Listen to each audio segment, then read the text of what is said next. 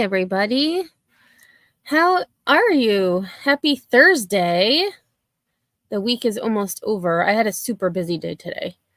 And as I was waiting for my car to get inspected, I saw that Marshella Chidester, who drove her car into a children's birthday party, had her preliminary hearing today, which was used to decide whether she went to trial or not. I did unfortunately see some spoilers, but I'm not going to share them with you because I want you all to see it prior. Exhausted. How's the weather? I know a lot of the country is like 100 plus. New York was gorgeous today. It was a little breezy, but the sun is out. I do have pictures. I decided to do a hill workout today. And so I go to a cemetery. It's a few towns away, but it's on a hill. So today I did hills. I will probably regret it tomorrow, but it was just gorgeous out, gorgeous. So I will share pictures later. But getting back to Marshella, she is accused of driving drunk into a building, the Swan Boat Club, where a children's birthday party was being held. And so before we get into the preliminary hearing, I do have a local news clip from when it happened, just so that we can all get caught up with what occurred. Oh, really, Lynn? He was something else the first, like when we watched her first appearance. For those of you who don't know this case, the lawyer is claiming that she had a medical episode because she suffers from seizure-like leg spasms. So like her leg seized up, she couldn't take her foot off the gas, and that's why she drove into this building. I called BS because just seeing the area, she could have turned the wheel. Well, then it was she blacked out. She didn't know what happened. And the thumbnail that I took was actually from body cam footage of one of the officers. She looked pretty rough to me. But again, I'm not going to speculate. We're going to see the evidence. I do have the disclaimer up for viewer discretion advised because I did see a part of the body cam footage, and I believe they blur some of it out, but the officer is talking to the mom who lost both her children, who was on the floor. So there was when we were watching one video, I said, I think that's the person, but I can't tell. It was the mom that had gotten hit.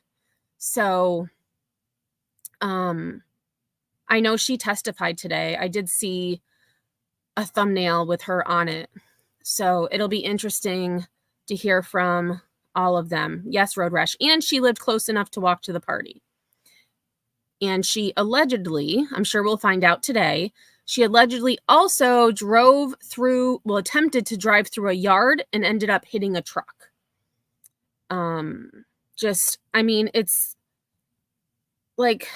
It's kind of like with Wade Wilson, the lawyers arguing that he was, a psychopath. He had all of these ailments. It's a Hail Mary defense. They're trying to save his life. I get it. But you have to be reasonable. And this woman should not have been driving. Whether she was drunk or she had a medical condition. Either one, she should not have been driving. So this was back from when it occurred, and I believe it was I think I have it in the description. Give me 1 second. I can't remember. It's April. Yep, May, June. Oh, so just over 2 months ago. So 2 months and 7 days. It seems like it was longer, but I guess it wasn't. So yes, 2 months, just over 2 months. All right, so let me, closed captioning is on. Fast-moving developments in that deadly boat club crash in Berlin Township. The accused driver is now facing murder charges and more. 66-year-old Marshella Chidester is suspected of driving drunk when she allegedly hit the building. The mother, who lost her 2 children, is reportedly. And also, we were told at her first appearance that she had only had 1 glass of wine with a bowl of soup or a cup of soup, whatever, 3 hours prior. Okay. That's what the lawyer said. That's what they argued. And so that's the question. At the first appearance, the prosecution had said she was drunk, but that they did not have the actual BAC results back yet. But an initial breath test showed that she had been intoxicated. Hey, Sinner, thanks for being here. Suing Chidester and the restaurant she allegedly visited the day of the crash. CBS News Detroit's Gino Vici is outside the Monroe County Courthouse with reaction from victims' families. The aunt of the 8-year-old and 4-year-old that were killed spoke today during Chidester's arraignment. It was emotional. It was heartbreaking. Meanwhile, Chidester's defense attorney claimed that the cause of the crash was actually due to a seizure. However, the judge wasn't buying it. I had to be the one to tell my sister her babies were gone when they removed her ventilator yesterday. She said, "How am I supposed to live without my babies?" Raquel Smothers is the aunt of 8-year-old Alana Phillips and 4-year-old Zane Phillips. Both were killed when a vehicle seen in the surveillance footage, driven by 66-year-old Marshella Chidester, crashed into the Swan Boat Club in Newport on Saturday afternoon. Smothers was inside when it happened. They were sitting at that table eating, and this woman crashed her car through this building, destroying all of our lives. Prosecutors argued Chidester was drunk over the legal limit and asked Judge Christian Horkey to impose a bond of $1.5 million. A $1.5 million bond in this case is a gift, and that's what I'm asking the court. However, Chidester's defense attorney argued she was not drunk and said she only had 1 glass of wine 4 hours before the crash. He argued Chidester was taking medication for her leg and suffered a seizure. If I have a heart attack at my age, I don't have control over it if I'm operating a vehicle and hit somebody. So, Your Honor, the $1.5 million in the murder charge, I don't know where that's coming from, but they have to prove it. The prosecutor rebutted that claim. So she is a danger to this community, and that is illustrated no clearer than the 2 dead children that she is directly responsible for. Smothers also addressed that claim, saying even if Chidester wasn't drunk, she still should not have been behind the wheel taking medication. Agreed. Taking medications, they tell you not to drink, but she still chose to drink. She still chose to get into that vehicle. In all, Chidester was arraigned on 8 counts, including 2 counts of second-degree murder, several counts of intoxicated causing death, and I just wanted to pause that quickly because the closed captioning was in the way. So lots of charges here, lots of charges. Intoxicated causing injury. That's because several others, including the kid's mother, were injured. Ultimately, the judge agreed to a $1.5 million bond. Now, if convicted, Chidester And she bonded out. She did bond out. Could face life behind bars. She's due back in court April 30th for a probable cause hearing and then May 6th for a prelim. In Monroe County, Gino Vici, CBS News, Detroit. And so, again, the preliminary was delayed because it just happened today. It just happened today. So definitely delayed. So it's a little bit lengthy. It's about 2 hours. So depending on how fast the witnesses speak, I may bring it up to 1 1/4 speed, but I think that everything that they're going to say today is important. So we're going to watch it all.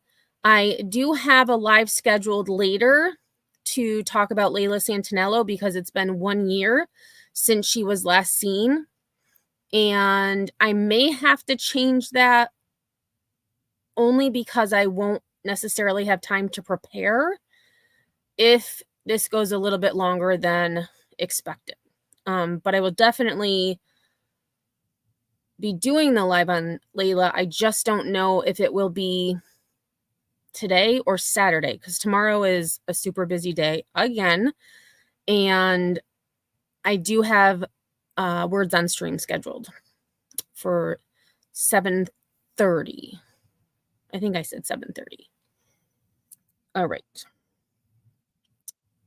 So closed captioning is on. Here we go. Please raise your right hand. You solemnly swear to tell And hopefully the audio is okay. I didn't check it. Oh my gosh, that judge looks so young. My name is William Schmidt, WILLIAM SCHMIDT. You may proceed, Mr. Warren. Thank you, Judge. Mr. Schmidt, where do you reside? 6288 Branshaw. And where is that located in relationship to the Swan? Let me just see. Okay. Oh, the volume was down a little bit on my end. So hopefully you may have to just pump your volume up. Oh, it sucks at first. Okay. Thank you, Lynn. It does get better because that's what I had seen the one officer's body cam and it sounded like she was at a good volume. So that's good to know. On Boat Club. I am directly next door to the Swan Boat Club on the west side. Okay.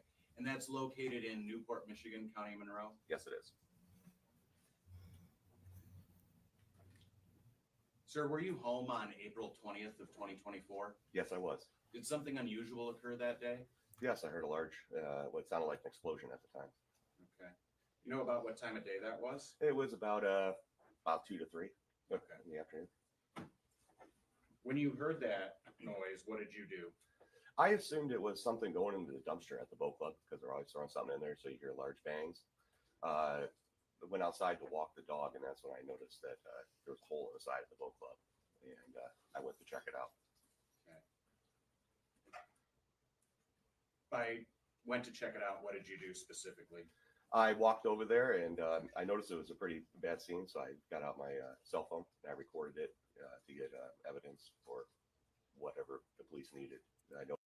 And again, I do have my banner and I have the comment pinned, but viewer discretion advised because again, this will most likely show some things that could be triggering to some of us. So it's important to have those first moments. I didn't realize what I was getting into. So you live directly next door, so you walk down the road that's the parking lot to the boat club? Walked across my lawn. Okay. And you entered how did you enter into the boat club? I walked through the hole that Marshella drove through. And you recorded this on your cell phone, you said? I did. I started recording before I went through the hole because I wasn't sure what I was going to see. I didn't know at the time it was Marshella, my neighbor. I thought there were some other kids that drove a car similar to it. I thought maybe it was them. And so I wanted to make sure to get them in case they tried to run away or do something goofy. Okay. Eventually, did you give that cell phone recording to law enforcement? I did.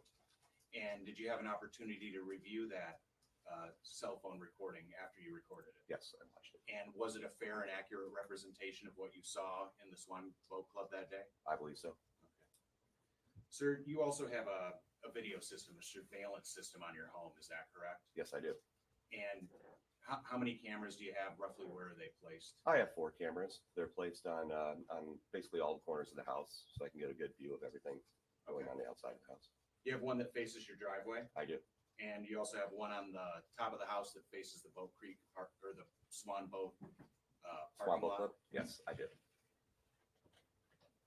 How long have you had this video system? Probably about 5-6 years. Okay. You maintain it yourself? I do. And it was in good working order on April 20th, 2024? Yes, it was. Did you have an opportunity to review those recordings around the time of the crash? I did. And did they record anything related to the crash at the Swan Boat Club?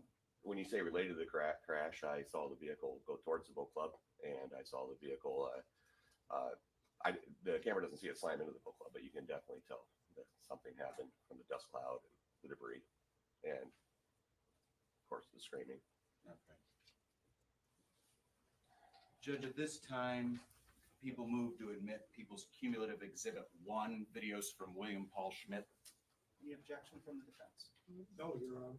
It is admitted. Thank you, Judge. People would move to proffer those to the court at this time. I've received it. Thank you, Judge.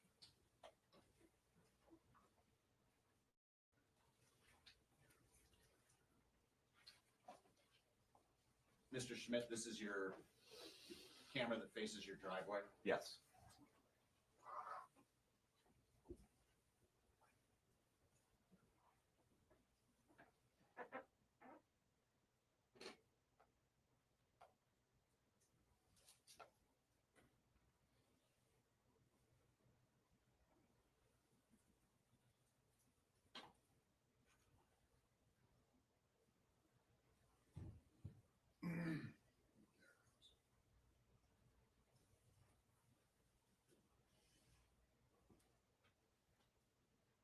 Sorry, Judge, just a moment of technical difficulties. Need the remote for the TV.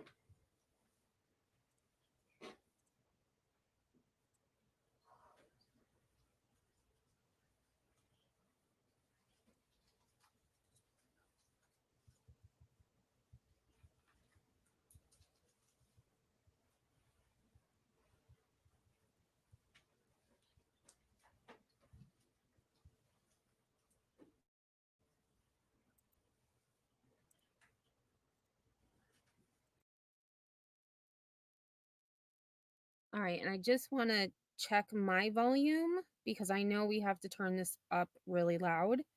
I turned my volume down. If I need to turn it down more, let me know because I don't want to, I'm gonna have comments. I know I am. And I don't want to blow your eardrums out. So let me know if it's good, if I'm too low, too high, and we'll go from there. Right, is it too loud, Pookie, though? Because like my computer volume, in order to hear this testimony, is at 60. So I just want to make sure that my volume isn't like super loud.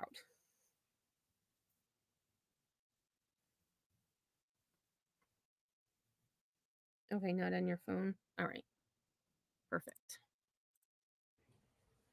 The record reflect the people are playing Exhibit 1. She was flying. Let's watch that again. Record reflect the people are playing Exhibit 1.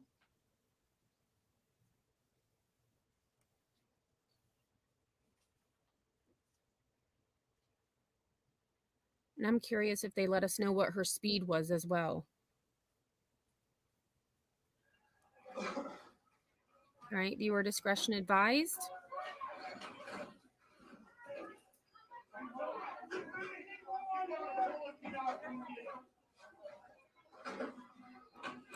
And notice that her car, and this is where when we first started watching this, I thought she deliberately had turned the wheel because that isn't where she entered. She actually turned at an angle somehow.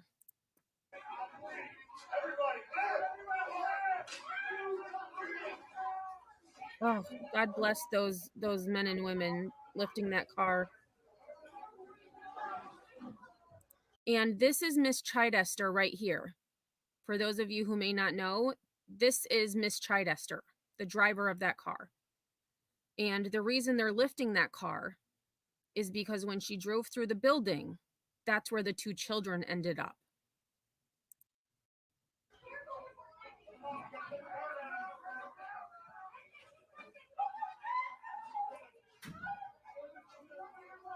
Sinner, this is his name is William Schmidt. He's the witness on the stand right now. He lives in the house directly next to the boat club, who also gave his video surveillance footage. So he's the one that has her on video flying by, driving directly into the boat club.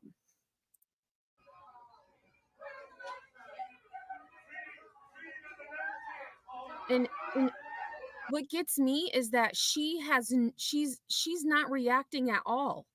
Not at all. I mean, did you just see her face? She kind of looked at the woman behind her and was just kind of like I would be freaking out. And again, that's just me, but jeez.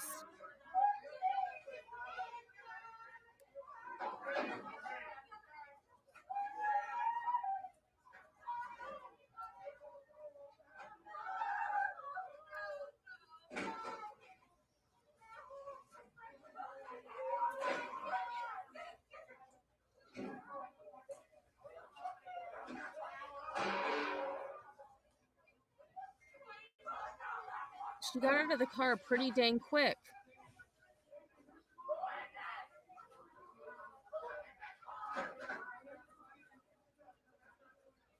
Yeah.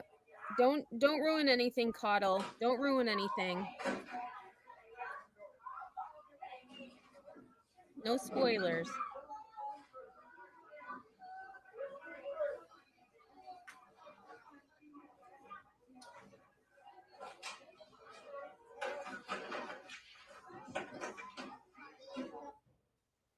Wow.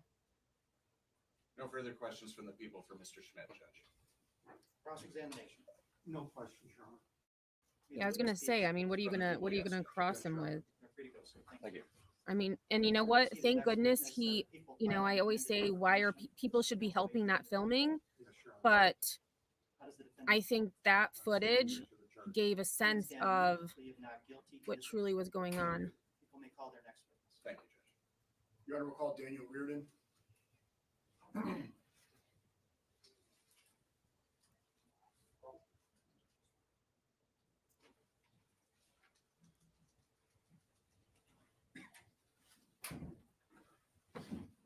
Please raise your right hand. Sir. You solemnly swear to tell the truth, the whole truth, and nothing but the truth, so help you God. I do. You may be seated. Please state your name and spell your name for the record.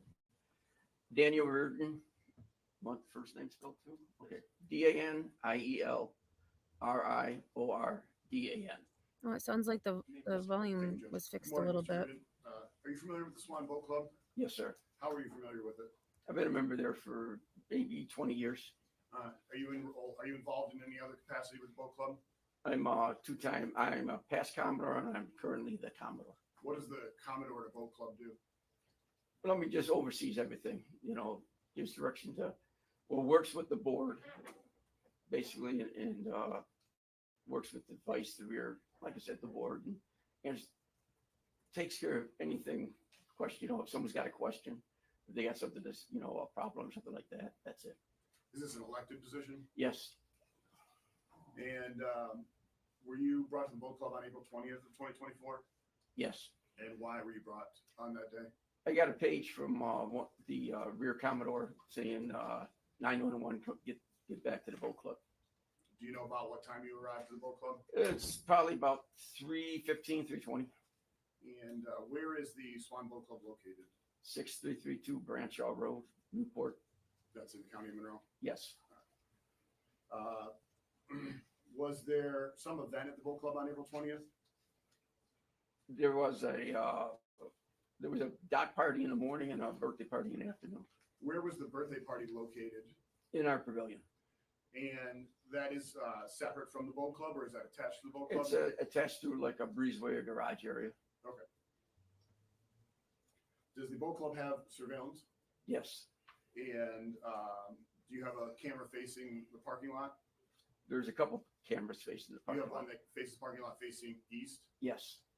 And do you have a camera in the pavilion area? Yes. And do you have a camera in the breezeway that connects the two buildings? I'm not sure. Do you know how the system works? Is it continuous or does it motion capture? It's considered, it loops and it stays for like, I think 7 to 14 days. Is that stored at the boat club Yeah. on a computer or a device? Yes, up in the office. Okay. Do you know who has access to the system? Well, at that time, we had just changed. We never got real good access, but one of the past rear Commodore had access to it, and a couple others. But there's only a handful of people that got access to the office. Do you have access to it? Yes. At some point, did you take law enforcement to obtain or to view the videos? We did, but I had to contact the past rear Commodore to gain access to it. Why is that? Because at that time, he knew how to hook it back.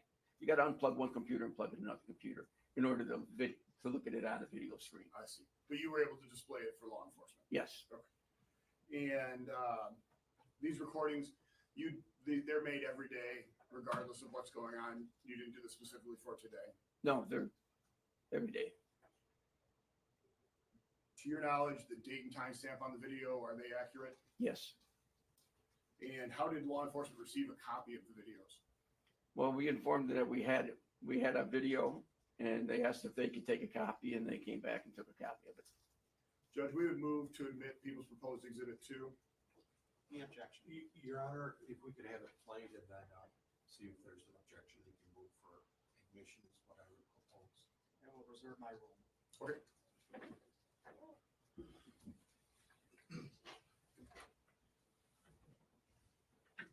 All right, so again, viewer discretion advised.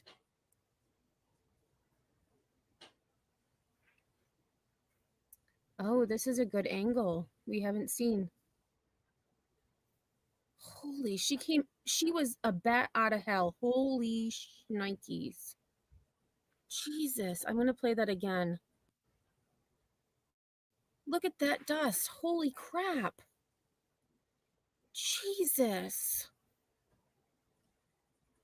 3:01 p.m.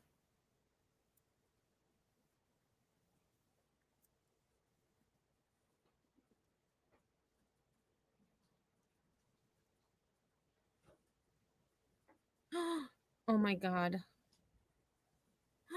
Jesus Christ. Holy crap. Oh my God.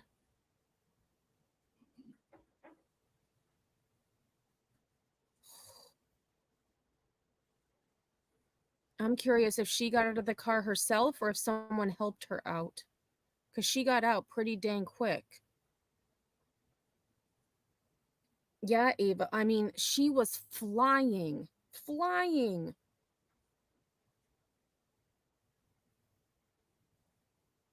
Holy God.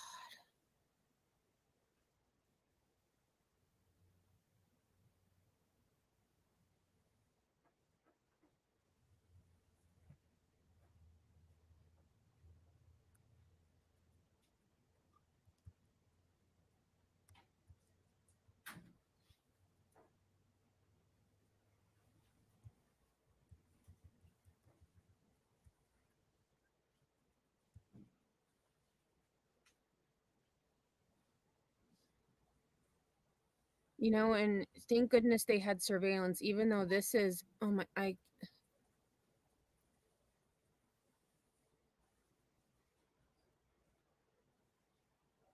Jesus.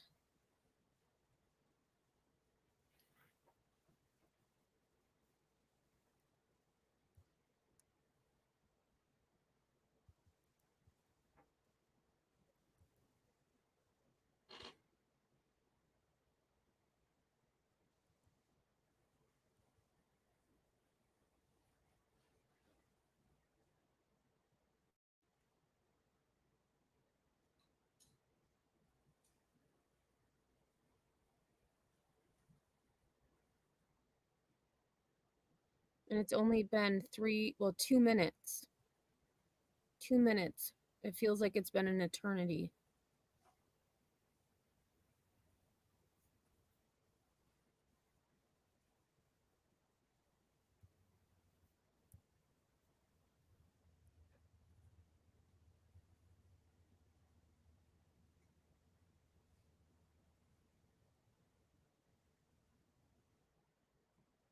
Oh my God, that little girl was over there.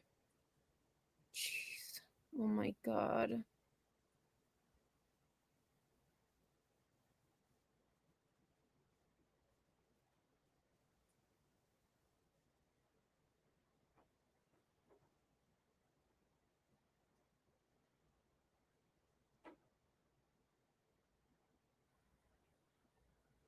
I will say I'm thankful there's no sound on this video.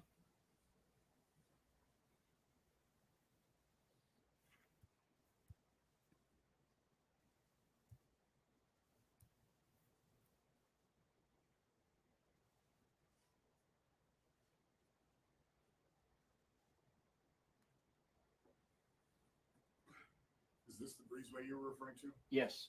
Holy crap. So her car must have ended up over here. Oh my God.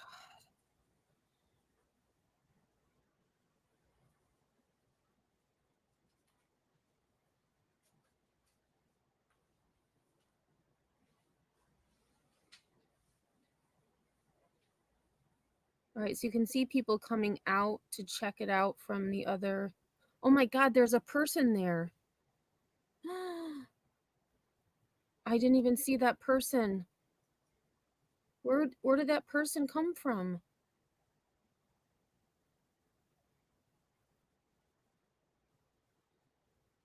All right, I need to rewind this. I need to know where that person came from.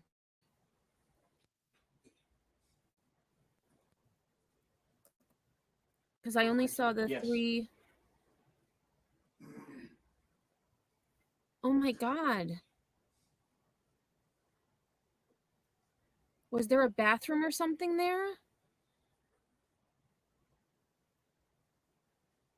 There's a person there, but I don't know where they came from. They weren't there before.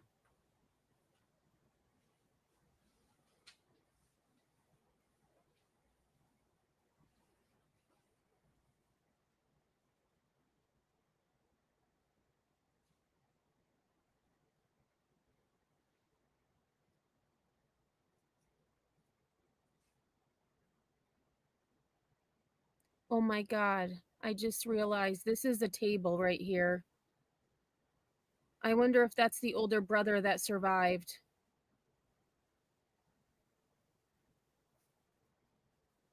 I think he was the one that helped the little girl.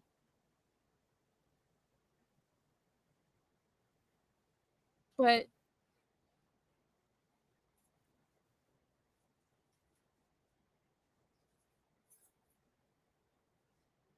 I hope I'm guessing we'll find out who it is. That's a little kid right there, I think. Oh my God. Oh my God.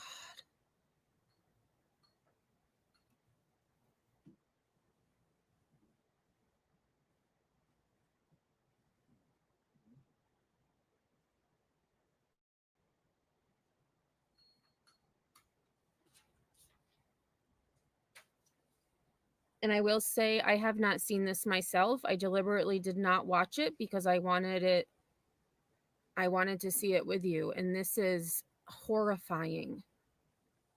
And for this woman and her lawyer to say that she had a freaking leg spasm.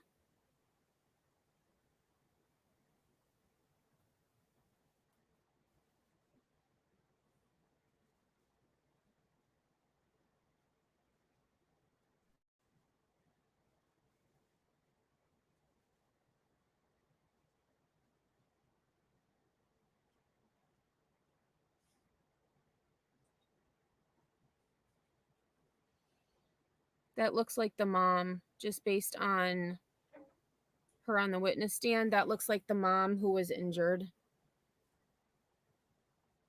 But again, I'm not sure.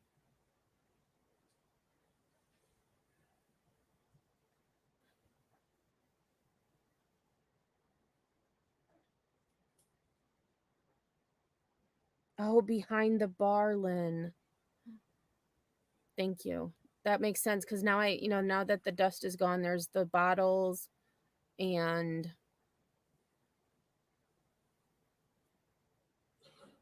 I'm so glad that that man is talking to that little boy. Well, I assume it's a little boy. I don't know. It could be an older boy.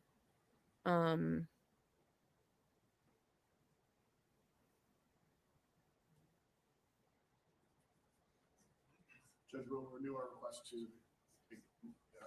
admit Exhibit 2. No objection, Your Honor. It is admitted.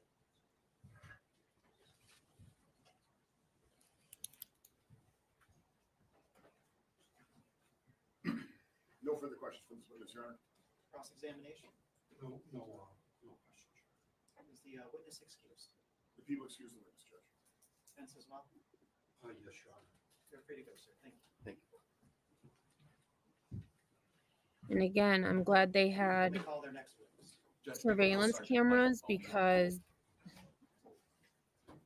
like I said, she drove in there like a bat out of hell.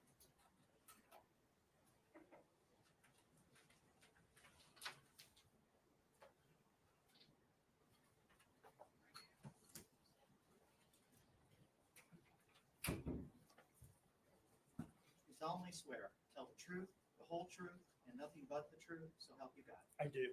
You may be seated. Sergeant, please state your name and spell your name for the record. My name's Sergeant Michael Bomia, Michaelbomia. Thank you, Mr. Lorraine. Thank you, Judge. Morning, Sergeant. Yes, sir. Sir, what do you do for a living? I'm a police officer with the Monroe County Sheriff's Office. And how long have you been so employed? 19 years. Has your entire law enforcement career been with the Sheriff's Department? Yes, sir. And you hold all the training, education, and certifications necessary to be a peace officer in the state of Michigan? Yes, I do, sir. Were those up to date on April 20th of this year? Yes, sir. Were you working that day? Yes, sir. What was your assignment? I am the shift supervisor for the Days B platoon. And what does a shift supervisor do on the day shift at the Sheriff's Office? I supervise and coordinate the road patrol activities for the deputies that are working. Okay. What's road patrol for the record? They would be the officers that respond to calls for service in the police cars and for people that need help or answer 911 calls. Okay. Are you mobile when you do this work, or are you usually at the Sheriff's Office? I try to be as mobile as much as I can during my shift, sir. Okay. Very good. Did you receive a dispatch that brought us here today Yes, sir. on April 20th? Yes, sir. What was that dispatch? Monroe County Central Dispatch broadcasted a serious injury crash that occurred at the Swan Boat Club. They relayed that there was a car that had crashed into a building, trapping people underneath and injuring several others. What did you do in response to this dispatch? I was at North Dixie Highway and Interstate 75, and I responded with my lights and sirens. Did you eventually arrive at the boat club? Yes, sir. What did you observe when you arrived? It was a very a chaotic scene. There was a very large hole in the side of the building. There was multiple people laying on the ground, asking for assistance in different states of injury. Were you the first law enforcement officer to respond? Yes, sir. And were any other first responders there when you arrived? There was several fire departments that firefighters had shown up just as I arrived.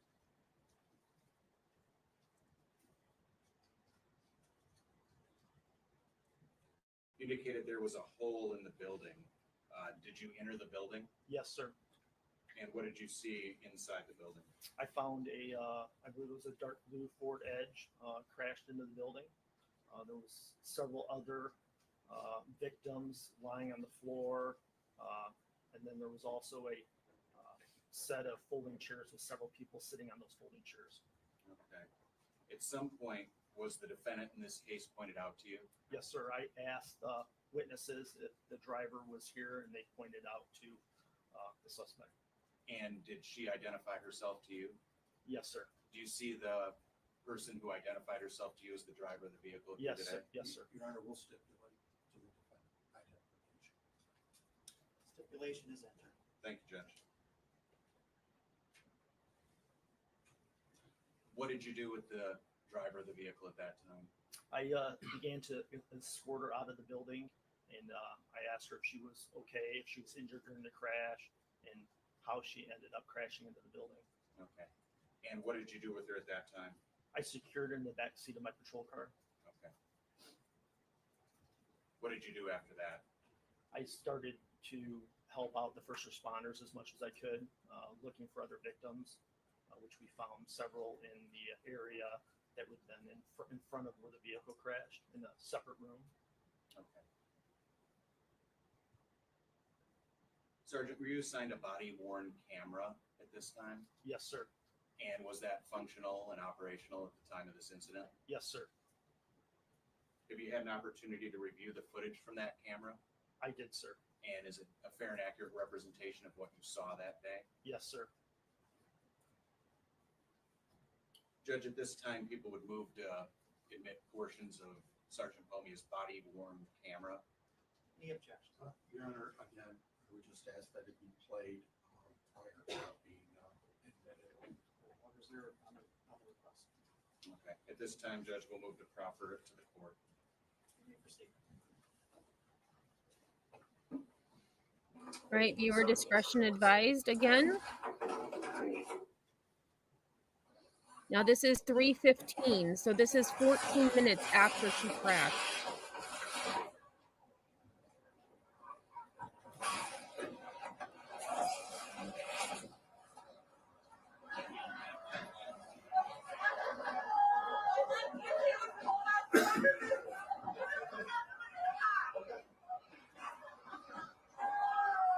Okay, so the fire department was there.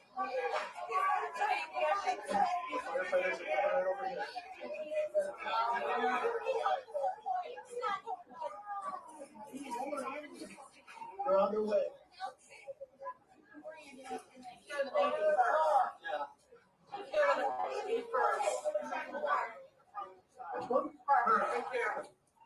I mean, I can't believe how calm she is. Are you driving? Can you come with me just for a second?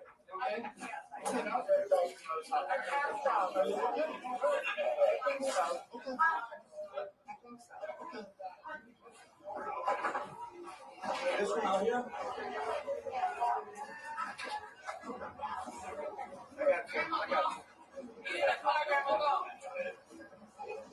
Where you going? Oh, which one's my car?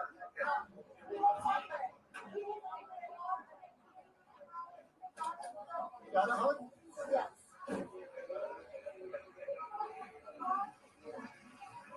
What happened? I passed out. Okay. Have you been feeling ill or anything like that? Yes. What kind of medical conditions do you have? Seizures. Seizures? Okay.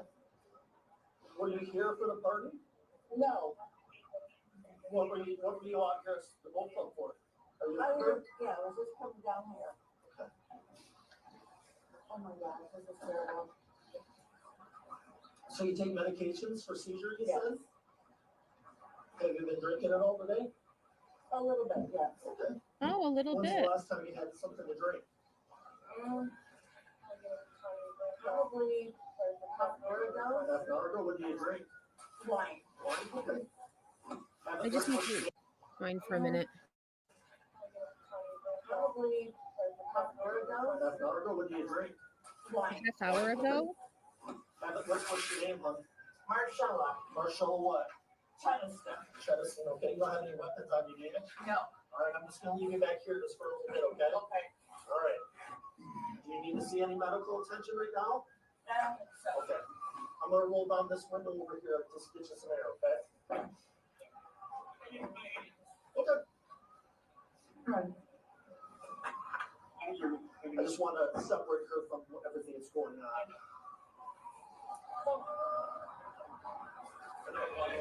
Yeah. But we mean that video.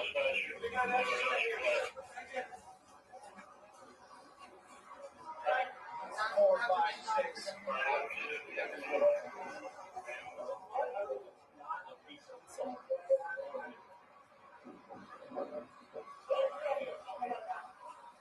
So they're on yet?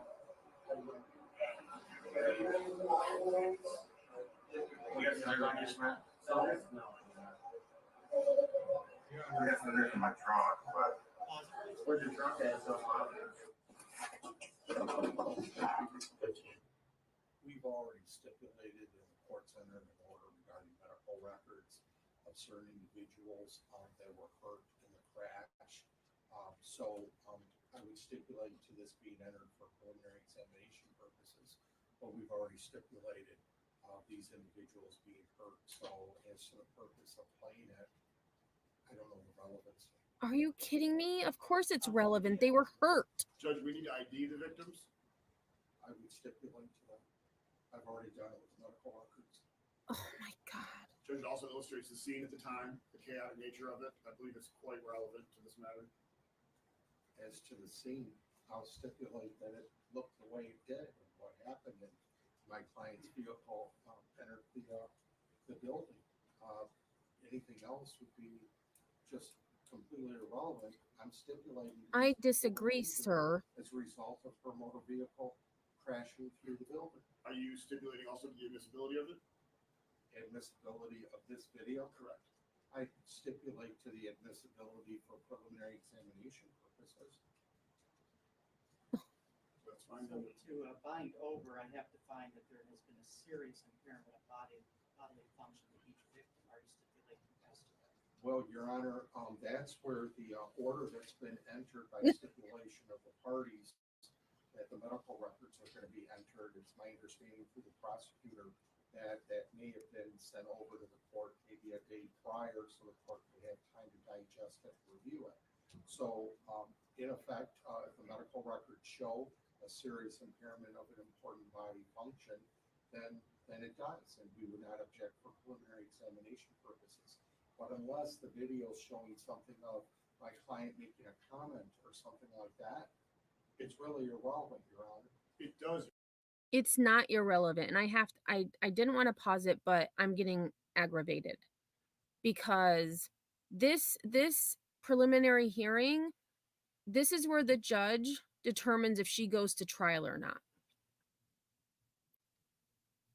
And all of this is relevant, Mr. Lawyer, Mr. Defense Attorney, and I don't remember his name, so I apologize.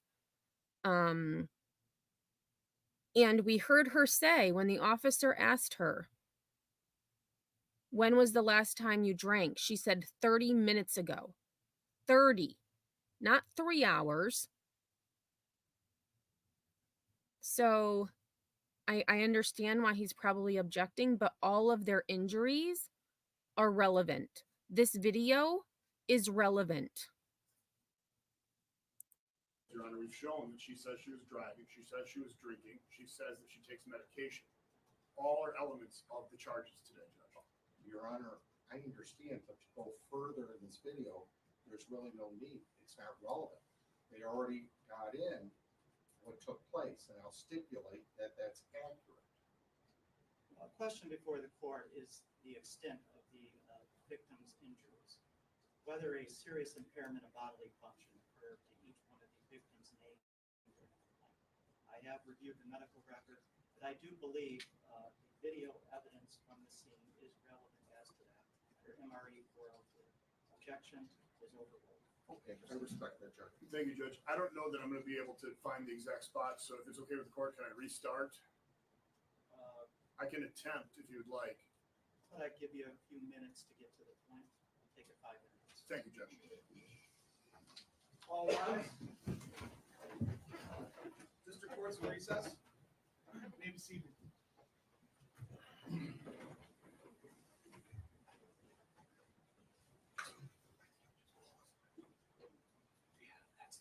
So I'm guessing they took a recess because they would have had to restart the whole video because they had to stop it. My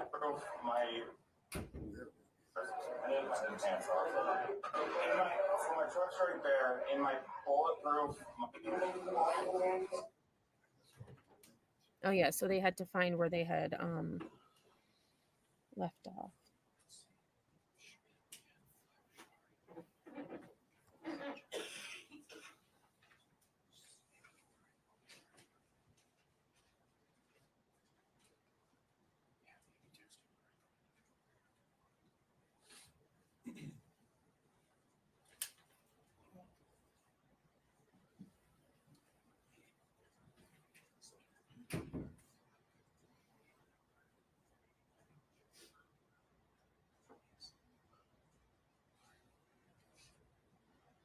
Okay, so I just looked that up.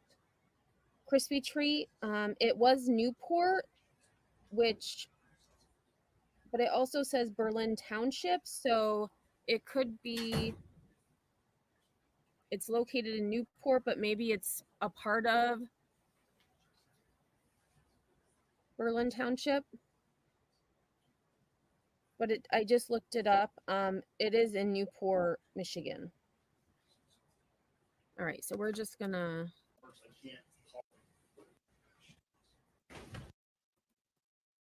In the back.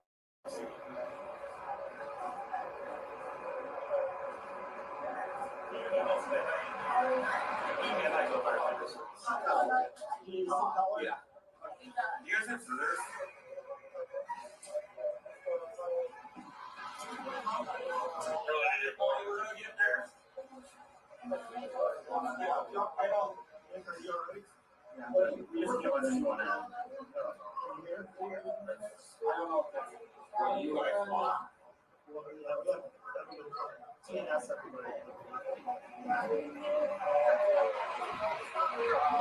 There's another soldier.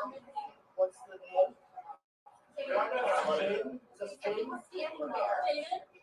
Jaden. Jaden. Do you know where Jaden's at? Yeah, he's on something.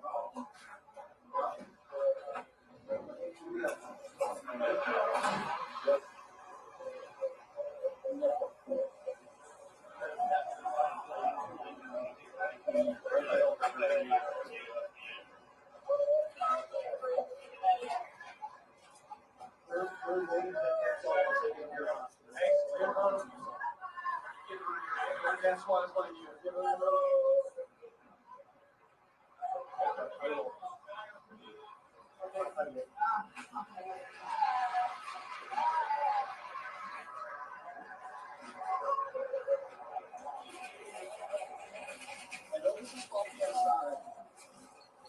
Ava, I did hear her say that she passed out. She mentioned she had seizures. She said that she had drank 30 minutes ago, and when he asked her what happened, she said, I passed out.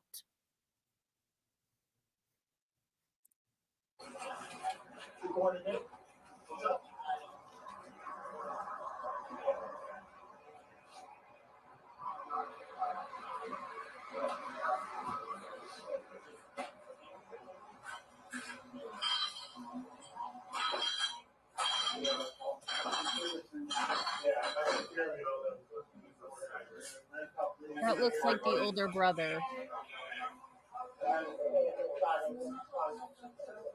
Just based on photos I've seen. What's your first name? Edward. My name is Nick and this is Steve.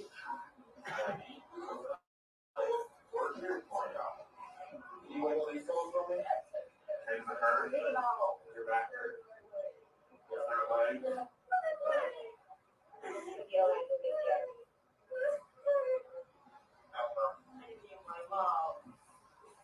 I know, buddy.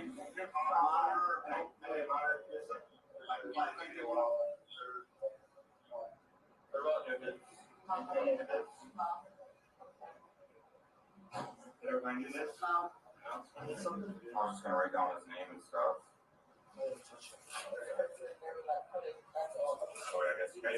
Good point, Glow.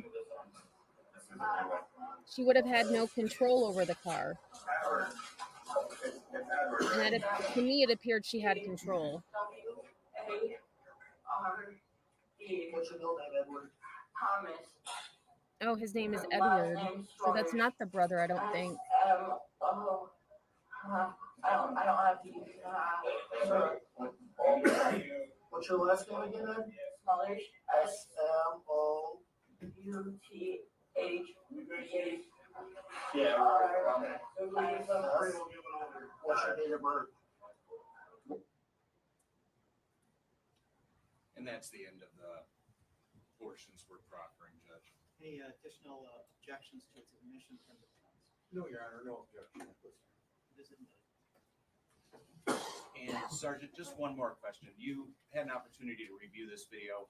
You reviewed the timestamp on it, Yes, sir. and is that accurate with when you were at the scene? Yes, sir. All right, no further questions for the sergeant, Judge. Cross-examination. No question, Your Honor. May the witness be excused. From the people, yes. Thank you, Judge. Yes, Your Honor. You're free to go. Thank you. People may call their next witness. Your Honor, people call Deputy Madison Fleck.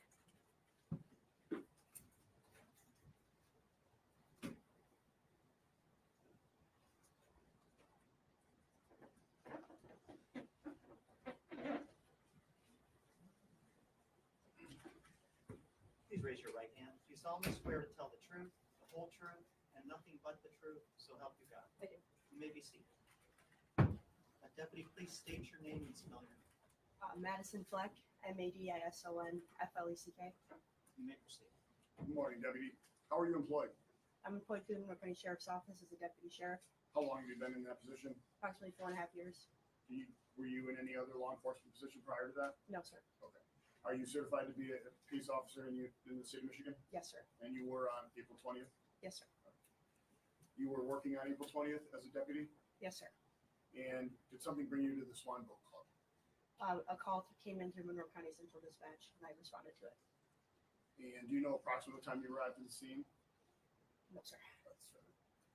Can you describe the scene? I agree, when you Pookie. You arrived? can't argue with the When I video. arrived, there was multiple EMS and fire personnel already on scene, as well as my supervisor, Sergeant Lumia, and Deputy Schmidt. And then when I responded into the venue, there was chaos. There were still people being treated and pulled out of the building.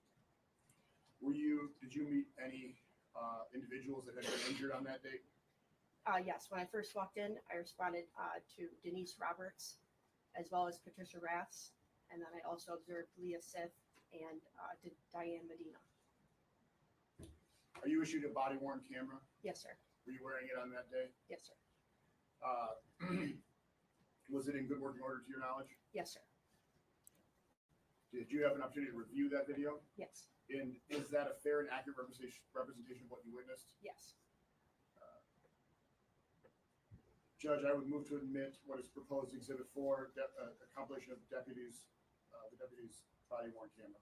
Your Honor, I'll object to this time pending. Of course, he's going to object. And her identifying the video. I will reserve ruling. Again, viewer discretion advised. Exhibit 4.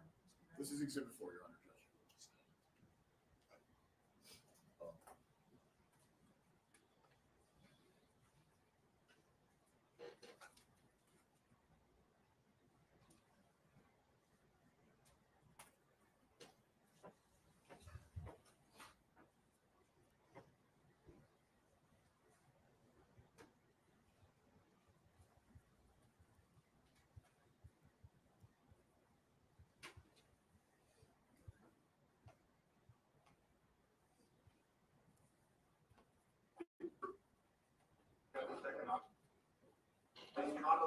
Oh, and hers doesn't have a timestamp. Oh, there it is. I don't even know. She's 18. I missed it. I think it said 324. Is there anybody?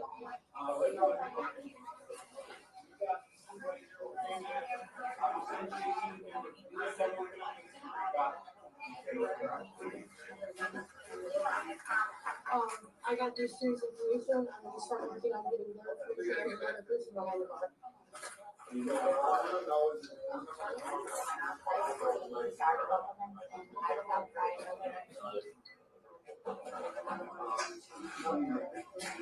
Both sides.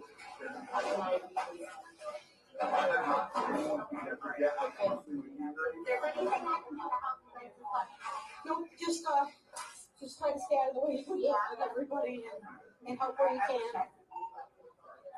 She's probably the most critical. I've attended to all three of them.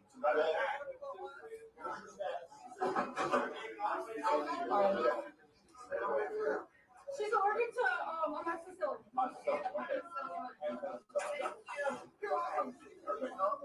Are you really?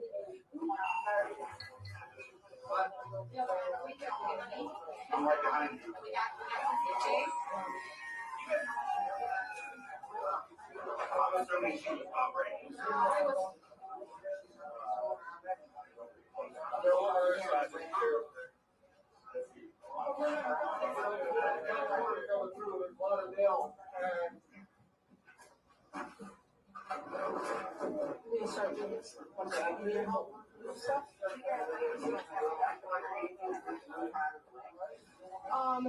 I think they want to leave her right for right now, just because.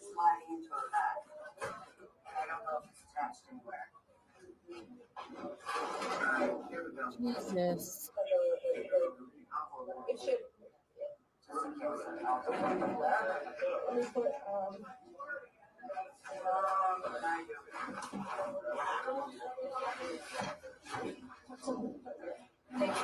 no, that's not heavy enough.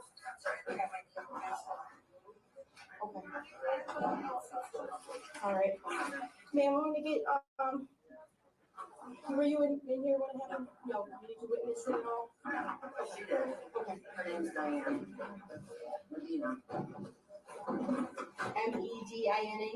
No. Okay. Does it hurt pretty much everywhere right now? Okay. Just try to take some deep breaths, okay? As deep breaths as you can. Yep. As deep breaths as you can.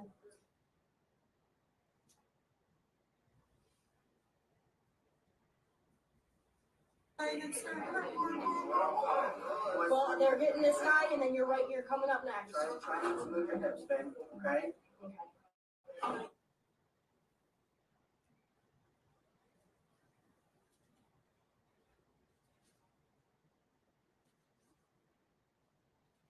So it does seem like they did redact some information. It went quiet.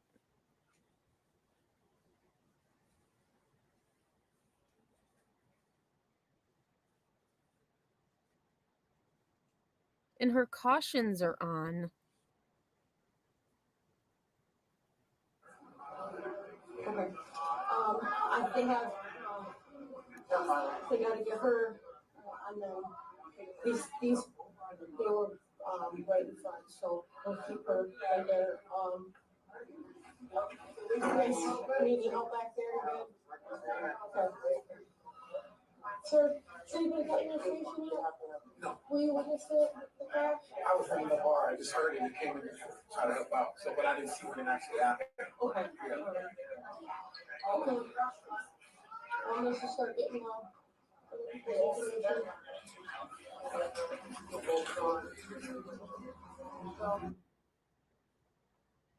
That's the end of the video, Judge. Your Honor, no objection to it being admitted. It is admitted. Deputy, to your knowledge, is the date and timestamp correct on this video? Yes. No further questions, Judge. Cross-examination. I have no question, Your Honor. May the witness be excused. People excuse the witness, Judge. Yes, Your Honor. You're free to go. Thanks. People may call their next witness. Your Honor, people call Deputy Schmidt. Oh, there's two Schmidts.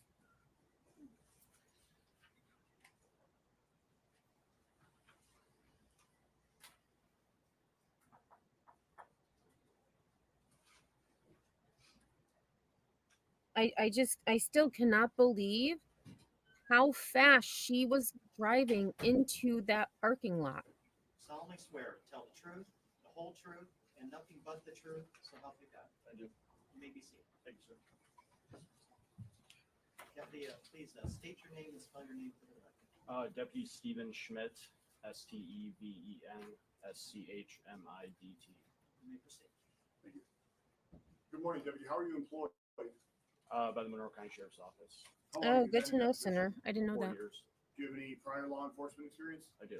And can I didn't read my tell me car about that, manual please? myself. I started my career with the Riverview Police Department, and then I also worked with the Dundee Police Department. In all, how long have you been employed in law enforcement? 7 years. Are you certified to be a law enforcement officer in the state of Michigan? I am. And you were so on April 20th? I am. I was. You were employed as a deputy and working on April 20th? Yes, Do you have training investigating operating while intoxicated? I do. Can you tell me what training you have? I have SFSD, standard field sobriety test training through Wayne County Regional Police Academy. Oh, here we I also go. have refresher training, as well as advanced roadside impaired driving enforcement training. Deputy, do you have any idea approximately how many OWI arrests you've been involved in? Approximately 40 to 50, somewhere in that range. I'm not exactly sure. Understood. Can you please describe the scene when you first arrived? So when I first arrived on scene, I got out of my patrol vehicle and it was chaotic. There were people running around screaming. There's injured people everywhere. I saw a hole in the side of the boat club. As I started to walk towards it, I noticed a small child laying on the ground. Child did not appear to be breathing or moving. At that time, I felt that there was most likely more people inside that might need medical attention. So I entered the breezeway area of the boat club. That's where I met with Conservation Officer Nick Ingersoll. He asked me for some help. There was a young boy in there that had an injury that needed attending to. At some point, did you interact with the defendant? I did. And did you administer field sobriety tests? I did. What test did you administer? The first test I administered was a horizontal gaze nystagmus. And what were the results of that test? I was not able to complete that test. Why is that? The defendant could not focus on my finger, which was the stimulus for the test, so I wasn't able to complete it after multiple attempts. Is that a sign of intoxication? It could be. What other test did you administer? I administered counting backwards from a number to another number of my choosing. What were the results of that test? She was not able to complete that test. She miscounted. Did you do any other tests on the defendant? Objection, Your Honor. How did she miscount? Who could describe how she miscounted? The counting started from 100 and went down to 88. She started with 100 and then counted down to 90, and then she had some miscountings in there. I'm not exactly sure. I'm sorry, I couldn't hear him. He wasn't sure. Is that what you said, You sir? said that there were miscountings. Yeah, there were miscountings after the number 90. And did you say what they were? I don't remember off the top of my head. Thank you. Did you administer any other sobriety tests? I did. What else did you administer? The alphabet. I asked her to recite the alphabet A through Z without singing. And what was the result of that? She was able to pass that test and complete that test. The horizontal gaze nystagmus, is that one of the standardized tests? It is. How many standardized field sobriety tests are there? 3. Did you administer any of the other standardized field sobriety tests? I did not. Why is that, Deputy? Due to her physical condition at the time, when I was able to speak with her and get her out of the back of the vehicle, she advised me that she had neuropathy in her hands and feet. The other 2 tests that are standardized are physical tests, the walk and turn and the one leg stand. I felt that by putting her through those tests, it could put herself in harm by potentially falling or tripping, and so that's why I chose not to do those tests. Understood. Hmm. Did you notice any other signs of intoxication? I did. What did you notice? The odor of intoxicants coming off her person, her inability to maintain balance, and then also her eyes were bloodshot, watery. And at some point, did you place her under arrest? I did. What did you arrest her for? Suspicion of operating while intoxicated. Deputy, keep your voice up, please. Yes, sir. Sorry. And at some point, did you have an interaction with another deputy named Karina? I did. And was this after the field sobriety tests? Yes. What's Deputy Karina's role in this matter? Deputy Karina is a DRE, a drug recognition expert. What is a drug recognition expert? He's able to essentially, it's a more advanced SFST training where he's able to put a driver into different types of tests to determine exactly what kind of substance they're under the influence of. And is it fair to say at this point, Deputy Karina took over the investigation? He did at that point, yes. Okay. What does Deputy Karina, were you present during that time? I was. And what does Deputy Karina do with the defendant after he takes over? He starts speaking to her about different. Objection, Your Honor, as to hearsay. Response. That I'm not asking for what Deputy Karina said. I'm Okay. just generally asking, does he administer any other tests or anything that's admissible that we can discuss? No other sobriety tests. Okay. Were you issued a body worn camera at the time? I was. And were you wearing it on that day and time? I was. I want to And see were you this. present during the interview between Deputy Karina and the defendant? Yes, Have you reviewed Deputy Karina's body cam video? I have. And is it a fair and accurate representation of what you witnessed? Yes, And prior, you had a body cam on as well, correct? I did. Did that camera capture the conversation as well? It did. It did. Is there some reason we can't show that today? I'm not sure. Was your volume on, Deputy? Oh, it was not. So it's muted. Correct. You cannot hear anything that's said. Correct. Okay. I wonder how come. Judge, we're going to move to admit Exhibit 5, which is a brief, torn down version of Deputy Karina's body cam video, which shows the interview with the defendant. Objection, Your Honor. Again, Of course he objects. Ugh. this person, deputy is not here for whatever reason to authenticate that that's true and accurate at that date and time. Judge, this deputy just authenticated it. He was present during the interview. His body cam was on as well. However, it was muted, but he can testify to what was said. So it is not hearsay as he can be cross-examined. He was present during the interview. Well, if there's any testimony. Unless maybe, I don't know, I'm just speaking, maybe in the chaos, it accidentally muted. I'm not sure. He's not here to verify that that's him speaking and what he said and date and time. Could you check in on the confrontation clause or hearsay? It would be hearsay and confrontation. I kind of understand. Judge, Deputy Karina's statements are not offered. I somewhat understand where the defense is coming from, though, because Deputy Karina is not there for whatever reason. He's not there, so I can understand his argument. But if Deputy Karina can be seen on camera, I feel like it shows that they were all together. But I get it. Prove the matter asserted. So it's not hearsay. Well, it is.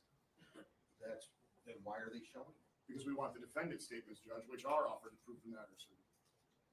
Your Honor, confrontation. Oh, right, because Officer Karina's was not muted. Not apply to preliminary examinations. So it's denied on those grounds. As to hearsay, I'll reserve on that. I'd like to see the video. Okay, thank you, Judge. Right, so again, viewer discretion advised. They are going to begin to show it. Actually, one quick question, Deputy. To your knowledge, prior to this interview, was the defendant Mirandized? She was. And by that, she was read her Miranda rights. Correct. Your Honor, who read the rights? When were they read? Is that an objection, Judge? Yes, I object. Because if there's any statements or anything, I'd like to know that she was read her rights.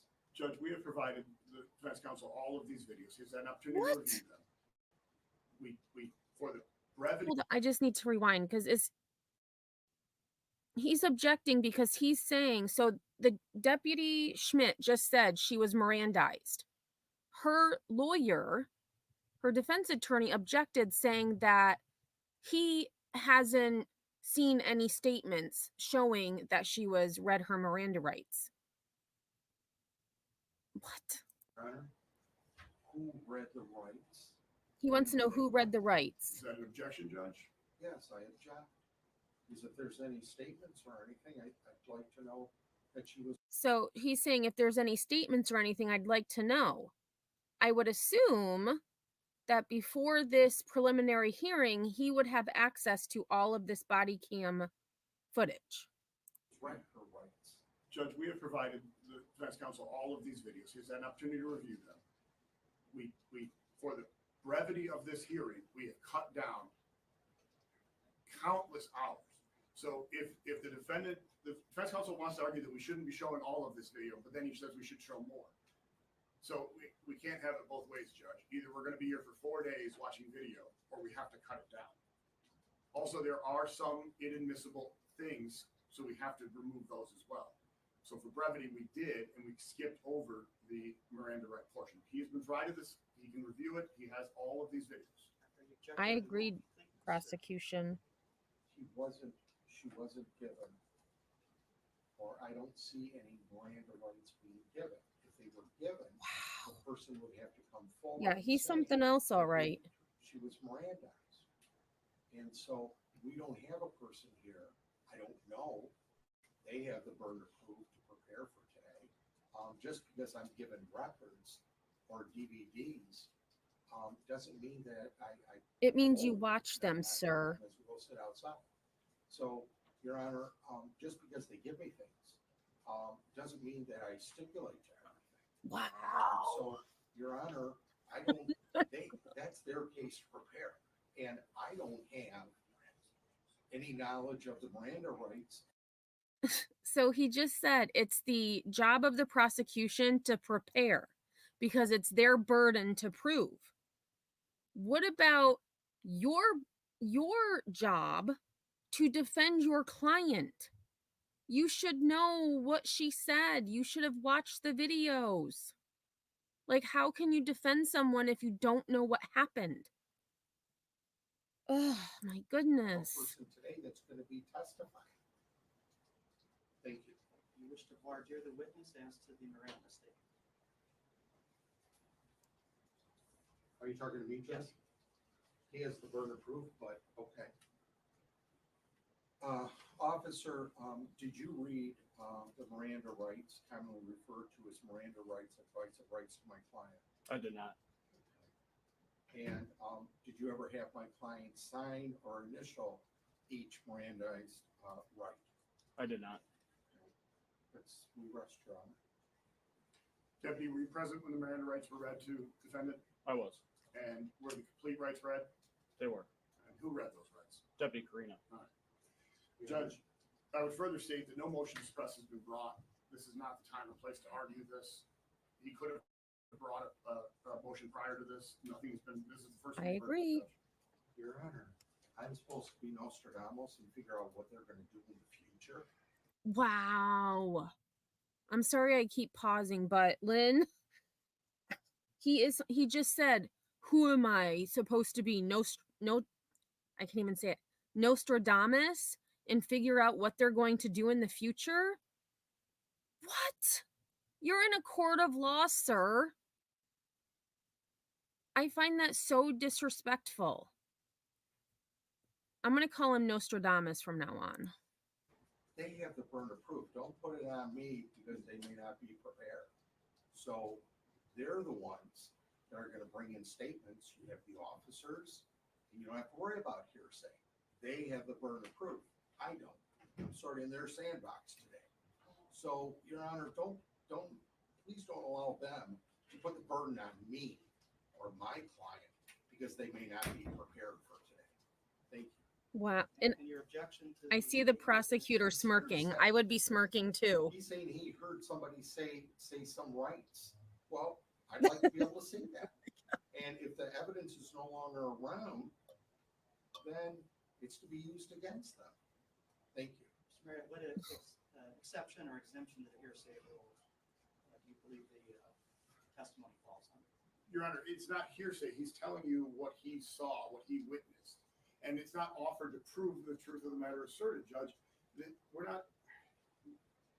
We aren't burdened by proving that these are admissible. He can object to the admissibility of them. He can file motions to suppress. None of that has happened. He's had this evidence for months. That is true. We've been prepared for this case for months. Yeah, Nostradamus was, but this defense attorney is not awesome. He's annoying. I'm supposed to know ahead of time of what he's going to put in court. And then I'm supposed to file a written motion. Isn't that discovery? What he may put in court. I can't get in his brain. I don't know what he's doing. I have no idea what this dude that he's moving forward. And he knows that you got to have the officer here or the person here that allegedly read any rights or had them signed off. That's a critical portion of this case. And it's a critical proceeding. Part of the proceeding of a preliminary examination of waiving your rights. I'm sure that if it doesn't have anything to do with the case or it's that material, then why are we talking about it today? They're fighting strenuously to bring something in. Is it part of the elements? I think that's material. So, Your Honor, respectfully, under the hearsay rule, I can't cross-examine. It's based on a third party talking about what he heard. Thank you. Question of suppression isn't before the court. The only question is this a hearsay statement? It is an out-of-court statement by a declarant. Does not appear to fall under an exception or exemption. Objection is sustained. Thank you. You may proceed. Thank you, Judge. Good. Sustained. Wow. Interesting. Do you remember what happens when you? Really, I pulled into the parking lot. I'm And objecting. I'm objecting and he's still playing. You objected as to the testimony of the witness, correct? Of my client. I objected to my client and the witness, both. They haven't shown any waiver. She certainly is detained. She couldn't walk home from there.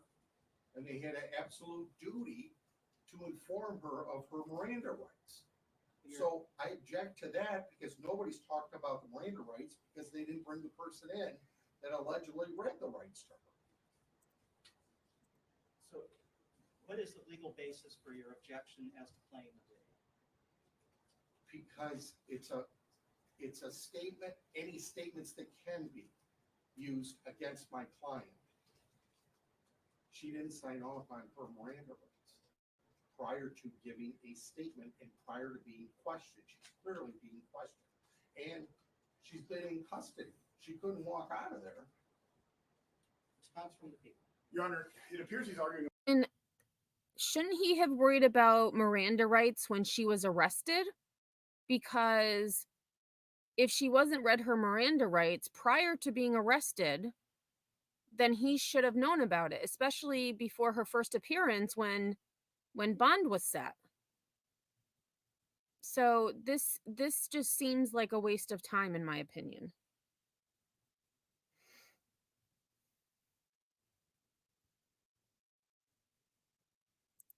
A motion to suppress and a hearsay argument at the same time, Judge. Her statements are clearly admissible. So if it's a motion to suppress, that should have been brought prior to today. I agree. If the court wants, we can play the whole video. We have it on video where she's read her Miranda rights. It'll take a minute, Judge, but we can gather that. As to hearsay, this is a statement. Oh, now he has a different argument. Okay. Hearsay objection is overruled. He does have the right under the rule of completeness to have the whole video play. May we approach, Judge? Yes. Oh my gosh. He's driving me nuts. All right, so we'll just zoom on through this.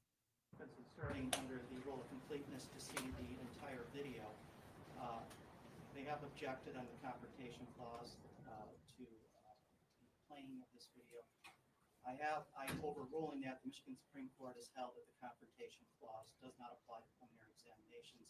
That Sixth Amendment right is limited to trials. Woof, we're going to see it, I guess. Video that includes the preliminary breathalyzer test. That is not admissible under Michigan law. Although it will be played, I will not consider it in this proceeding. Judge, for clarification purposes, is the defense counsel asserting the completion rule, or are they willing to allow the redacted and shortened video be played? I mean, we can, based upon the court's ruling for preliminary examination purposes only, a shorter version we would stipulate to. Thank you, Judge. Do you need some time to cue I think we were at the very beginning here, so I'll just start over if it's okay with the court. It's a brief video, 2 or 3 minutes long. Okay, you may proceed. All right, and again, viewer discretion advised. This is her being questioned. This is going to be interesting.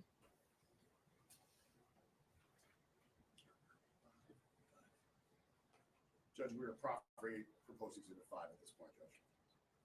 Exhibit 5 is playing. Okay. Going around here?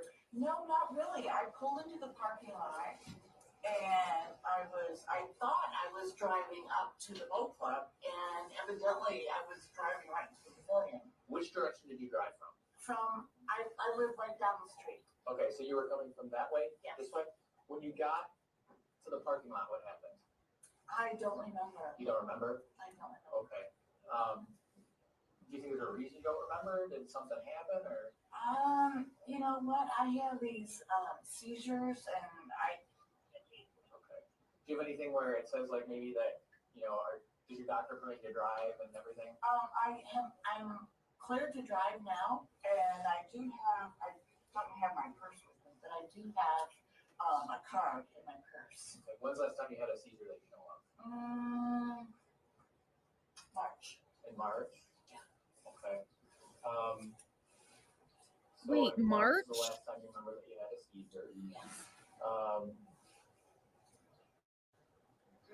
Sorry, I'm just trying to get this. Were you hospitalized for it? Yes. You were? Yes. Okay. Was that, did you have I like thought that they No, said I was February. in Monroe for 4 days and Toledo for 6 days. I'm sorry, did you have your seizure while you were at home? Or did you have it I had it at home, and then I did have one when I was in the hospital. when you're in the hospital? Okay. And March is gonna be the last time you had that seizure? Yes. Okay. Okay. Do you think, is your normal behavior when you have a seizure, is it have lapses of memory? Do you, Yes. like that? Okay. So once you got to the parking lot, you don't remember anything? I don't. Okay. Okay. I guess all the questions I have for you now. Deputy Schmidt's gonna take me over from here, okay? Is there, so on a scale of 0 to 10, 0 being like you're stone cold sober, you can drive perfectly, 10 being you're passed out drunk, where do you think you're at right now? 7. A 7? Okay. Oh, Do you 7. think That's you're pretty okay to drive? high. I wouldn't want to drive. You wouldn't let you drive? No. Okay. Okay, just give me 1 second, okay? Sorry, my phone's ringing. I think it's gonna be my boss. I apologize. And I'm going to double check, but I am pretty sure, and maybe it wasn't February, maybe it was even sooner, but I don't remember her having her last seizure a month before this happened when the defense attorney argued it at her first appearance. I'm pretty sure it had been months, not weeks. So I wrote myself a note to double check that. And according to her, on a scale of 0 to 10, where 0 is stone cold sober and 10 is drop down drunk, she was a 7. That's pretty high in my opinion. Judge, that's the end of the video. All right, and we see Deputy Schmidt. There he is. Move to admit Exhibit 5, Judge. Any additional objections from the defense? No additional objections. It is admitted.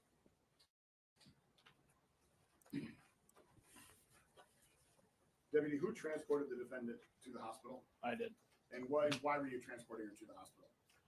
To perform the blood draw for the OWI investigation. And at some point during the transport or your time with her, did she tell you why she was going to the boat club that day? Yes. What did she say?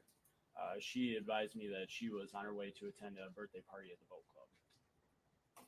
But she told the other guy she wasn't What hospital did you transport her to? invited Medical Monroe or Hospital. something. And did that hospital draw her blood? They did.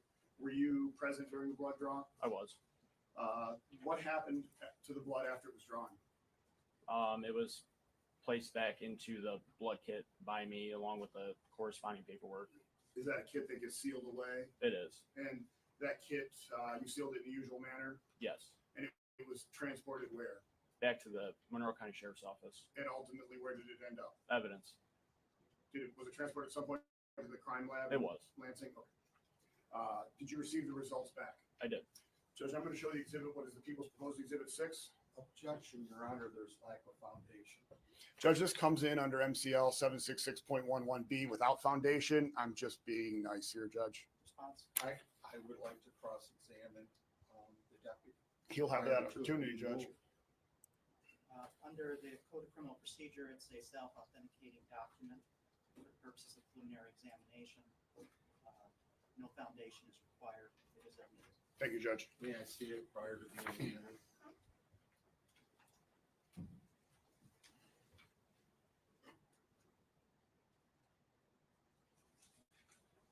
All right, and just while they're doing, I'm gonna pause just real quick. So I did find an article that summarized what happened in the first appearance, and Miss Chidester's attorney said that his client has never had a traffic ticket, has had seizures since November of last year, which would have been November 2023,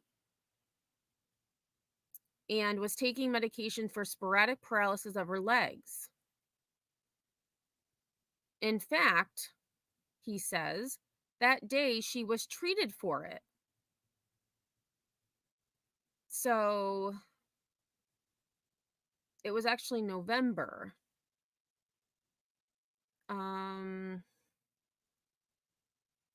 Let me see if, I don't think he said it. They don't have anything else. And that again was during her first appearance on April 23rd. All right. And at that point, prosecutors had just said that her blood alcohol content was over the legal limit. They did not have an actual. It is the laboratory report from the crime lab.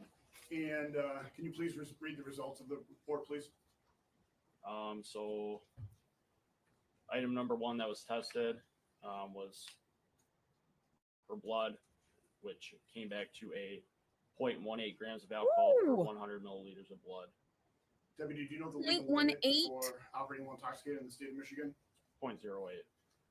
And do you know the legal limit for operating with a high blood alcohol content in the state of Michigan? 0.17. Thank you, Judge. Thank you, Deputy. I'll take that from you. You just rewind. I missed that. that. Do you know the limit for operating with a high blood alcohol content in the state of Michigan? 0.17. Thank you, Judge. Thank you, Deputy. I'll take that from you. Did you receive another lab report, Deputy? I did. I'm going to show you what is marked as People's Proposed Exhibit 7, Judge. We will also be requesting this be admitted under 76.11B. Your Honor, same objection as previously. I'd like to take a look at the exhibit. She didn't have just one glass of wine. 0.18.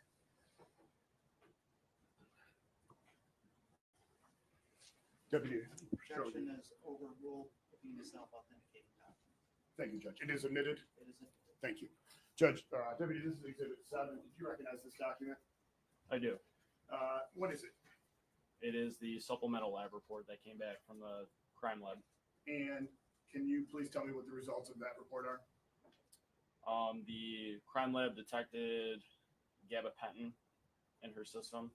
Does it provide a level or it just indicates gabapentin? It says 1.3 UG per milliliter. I don't know what UG stands for. Understood. Thank you.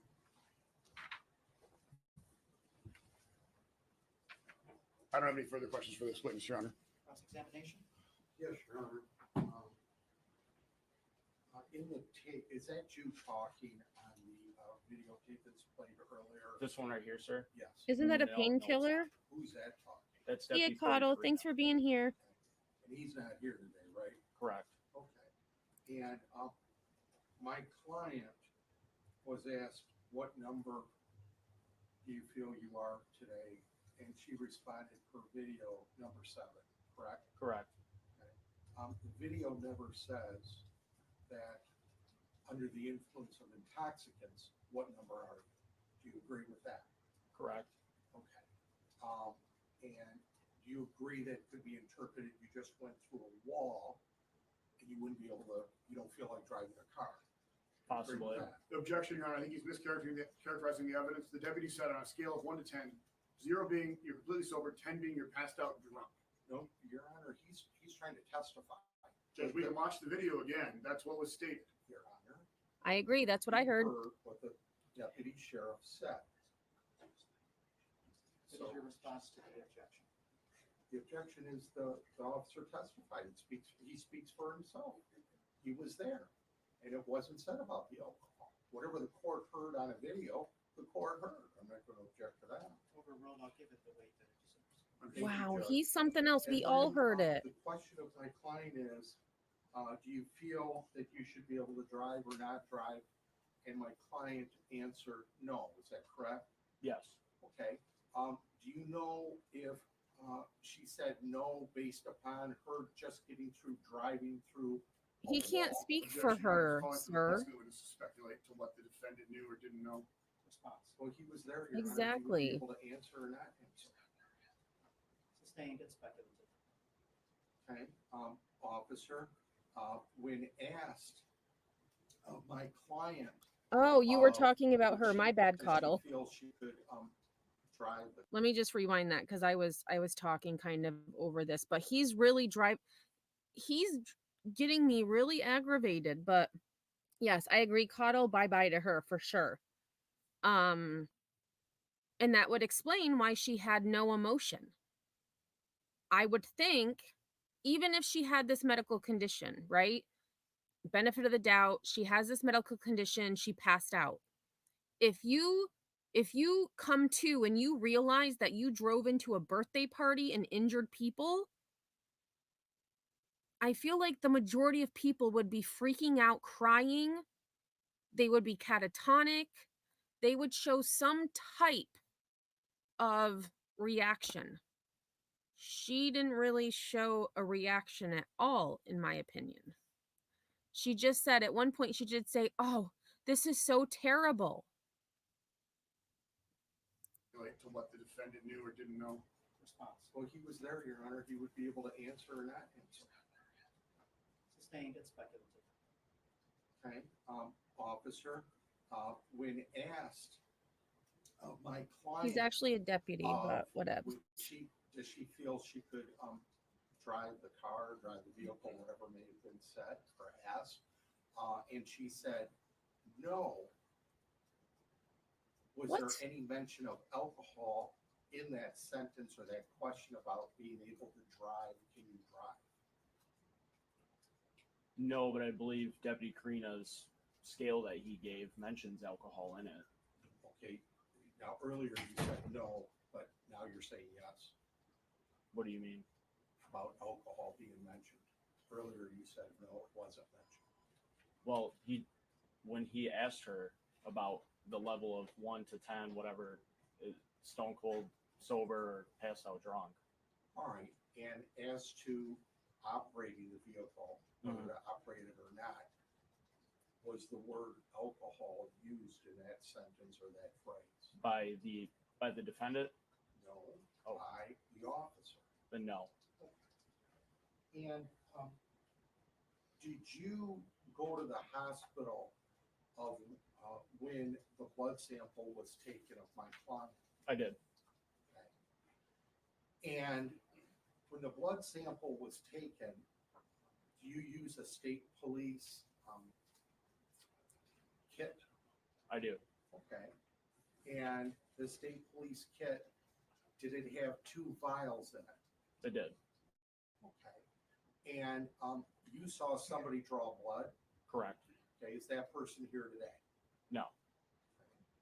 And when then you opened up the vials, the 2 glass vials, am I correct? There's a seal on them? I didn't open the glass vials. Who opened the glass vials? I don't know if they were opened. I don't remember that. Do you remember if the vials were sealed? Were they sealed? Yes.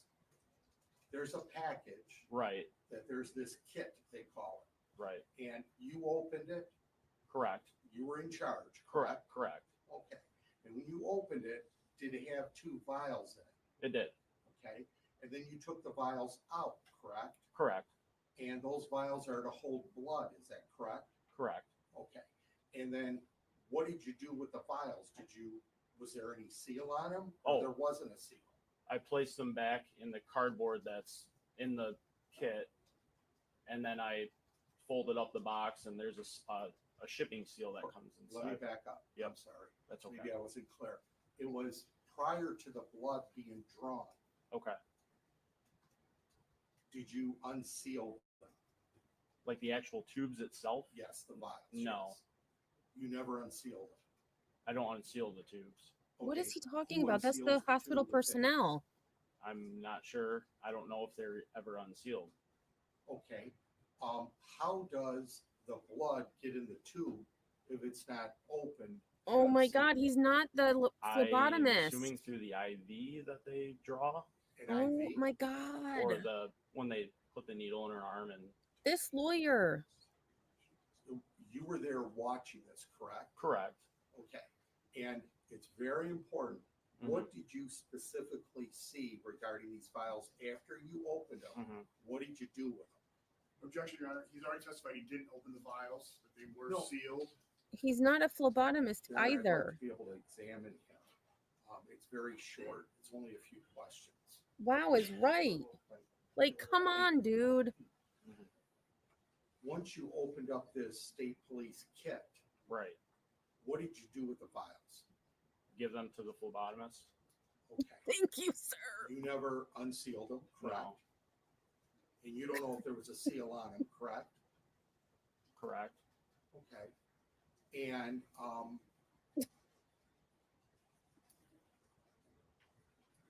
how many times have you done this in cases?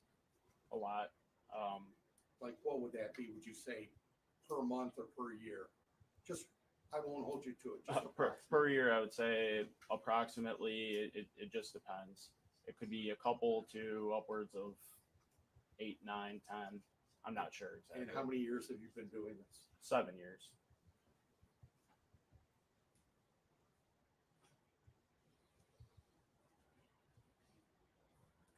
And did you look at the these glass tubes, these files, prior to giving them to somebody? I did. Okay. You don't know if there was a seal or not. Oh my God, get off the I don't seal. recall there's something on the top. I don't know what it is. I'm You not. said there is something on the top. Evil Queen, I don't know what the point is, but I'm sorry. I didn't mean, I'm not trying to yell, but we don't care about the seal. Like, there's a state police kit. He gave it to the phlebotomist. What they do with it, they do with it. Like, get off the seal already. I know, like what the heck? So not only is he not Nostradamus and he can't predict the future, but now he's caught up on a seal of the blood vial. Why not be more concerned with the fact that your client said on a scale from 0 being sober to 10 being drunk, like passed out drunk, she said she was a 7. I feel like that's a little more concerning than a seal on a blood vial. And this poor deputy is like, what is going on now? Like, what is happening here?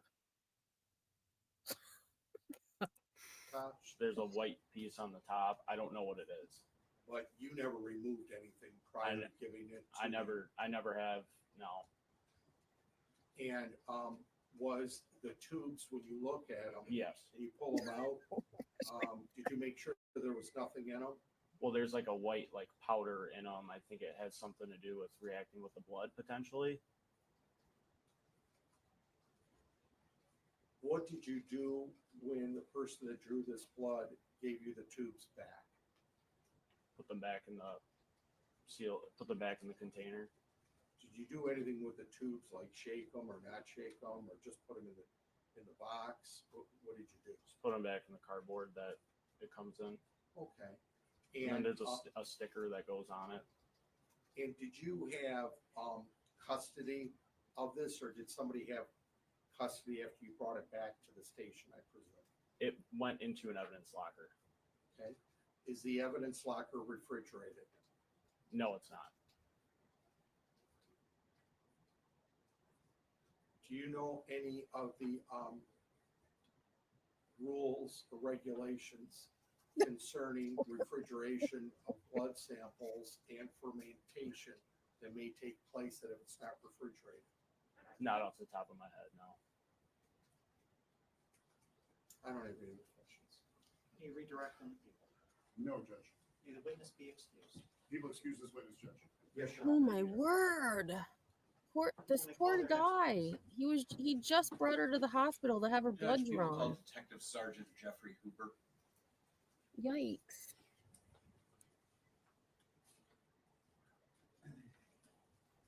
And I don't think we have much left. Nope, we don't. We've got about an hour. Please raise your right hand. Do you solemnly swear to tell the truth, the whole truth, and nothing but the truth, so help you God? I do. You may be seated.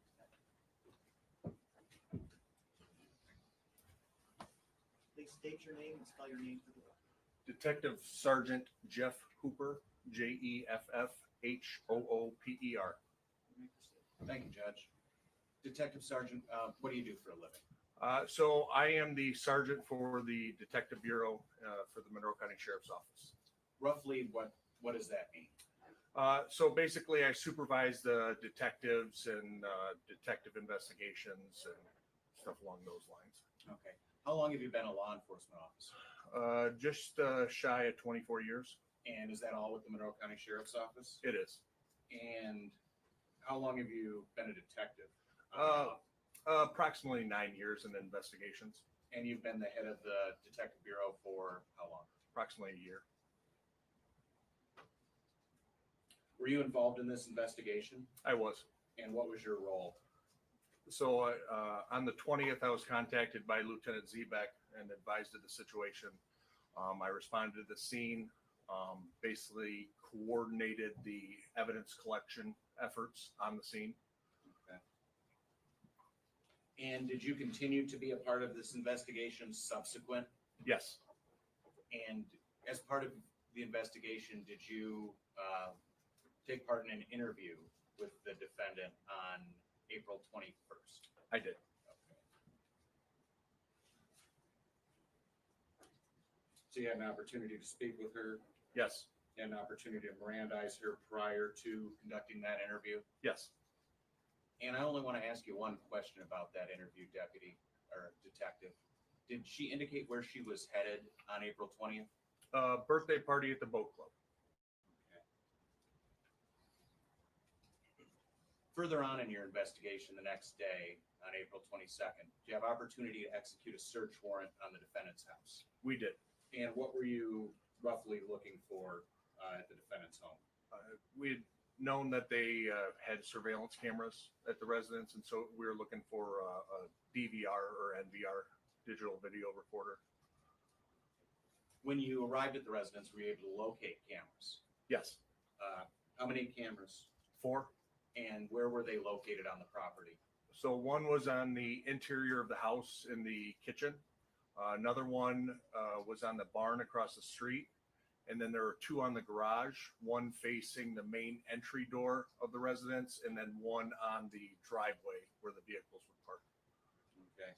Were those cameras wireless, corded? They were wireless. Okay. Were you able to find where they were connected? Yes. Where were they connected to in the home? So basically the DVR, which was wireless, was in a upstairs utility room, for lack of better words. And it was upstairs there where it had a monitor also with it displaying the video. Okay. Were you able to access that DVR unit at that time? No. Well, let me ask it a different way. Was the DVR functional at that time? It was functional, yes. Was it recording at that time? It was. Were you able to ascertain whether it was connected to the cameras you saw? It was. How did you go about doing that? So basically just looking at the current live video and comparing it to the surroundings, the vehicles that were there, our vehicles that were near the driveway, stuff like that. Okay. What was the manner of the recording? Was it continuous, motion sensitive? So later we found out that it was motion activated. The videos that you were viewing at the home, did the DVR have a timestamp? It did. And were you able to check that timestamp for accuracy? Yes. How do you go about doing that, detective? Easiest way, you look at the timestamp on the screen and then look at your phone. And it was an hour slow. So basically 2 o'clock on the DVR would be 3 o'clock. So. Do you have experience with similar video recording devices as the one you located at defendant's home? Yes. And what is that experience roughly? Basically, throughout my career, approximately 9 years of investigations, we always go out and we collect surveillance footage. And a lot of DVRs, they may be different, but how you get the video off of them is similar. And so if you can get into a DVR, you can extract the video most of the times. So you viewed live video while you were at the defendant's home? Yes. Check the timestamp? Yes. Did you then seize the DVR? We did. Okay. And were you able to examine it and try and find past videos? Yes.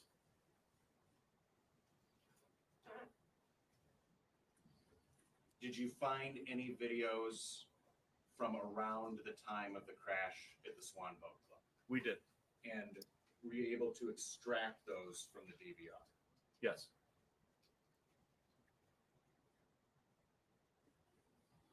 Did you make copies of those portions of the recorded video? Yes. Did you place those into evidence? We did. Have you had an opportunity to review those recordings prior to court today? Yes. And the recordings that have been placed on people's proposed Exhibit 8, are those the same as the ones you extracted from that digital video recorder? Yes. Judge, at this time, people would move to admit People's 8 surveillance videos from the defendant's home. Your Honor, we would reserve at this time just to see the video, hear it, and then make a decision. I'll reserve ruling on the motion. All right. Okay, so is he saying that he may object because shouldn't he have watched all of this prior to this date? Because he said, I reserve all right, but he should have, I don't even know. Detective, you mentioned 4 cameras at the home. You've had an opportunity to review this exhibit, is that right? Yes. And what camera angles are we going to see on this video?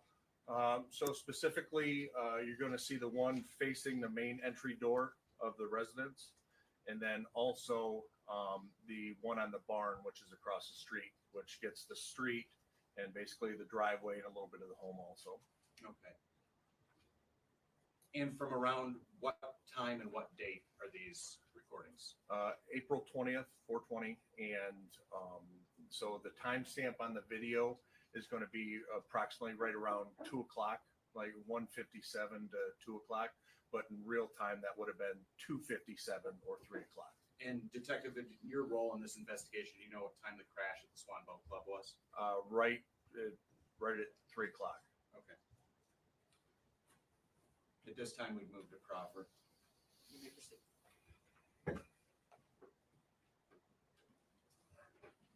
Ooh, let's see. So this is her house.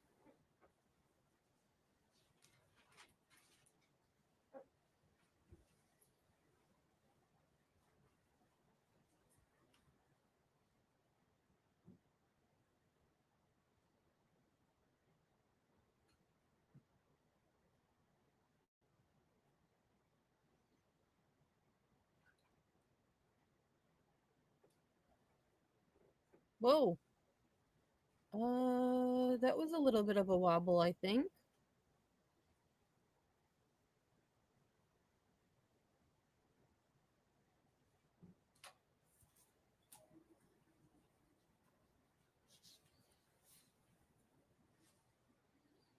I know, Glow. He acts like he hasn't watched any of this. Like, what the heck? I wonder if she walks like that normally.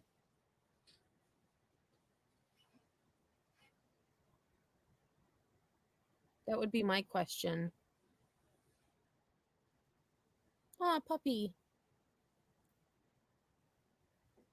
She wobbled a little bit coming out the door. Are they going to show it again?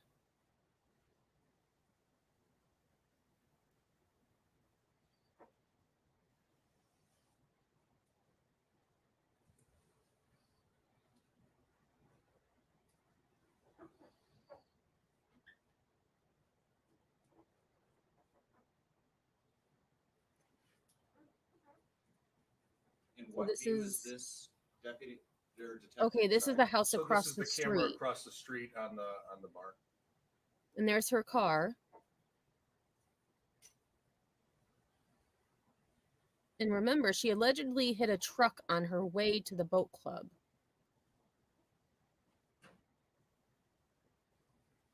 Yeah, The Walking Dead, right? Like the zombies. Yeah. Okay, having leg problems could cause like the stiffness. But she did wobble when she came out the door. I might rewind it to watch it again just because I want to be sure. But we'll watch this one first. Oh, so this is at 1:56. This is an hour before. I hadn't realized that. So this was at, I'm going to say 1:56 p.m.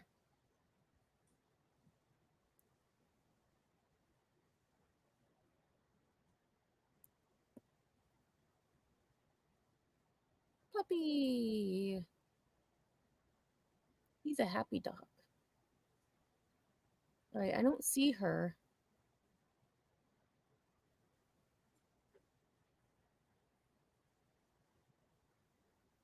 Oh, the time is off by an hour. That's right. He did say that, didn't he? So it was 2:56 p.m. So 4 minutes.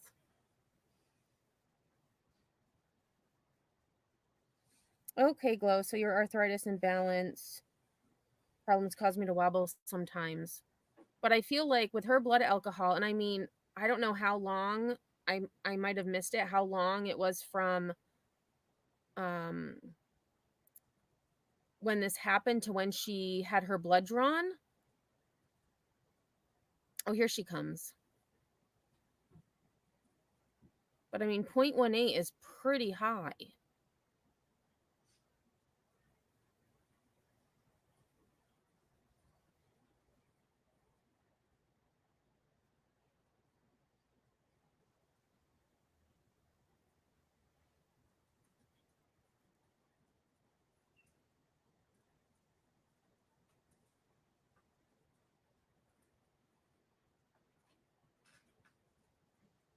Where's she going?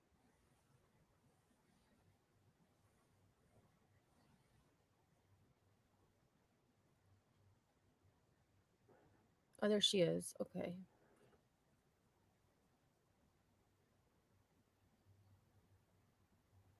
And I wonder who she was. I'm assuming she was talking to her husband when she walked out the door. She was talking to someone.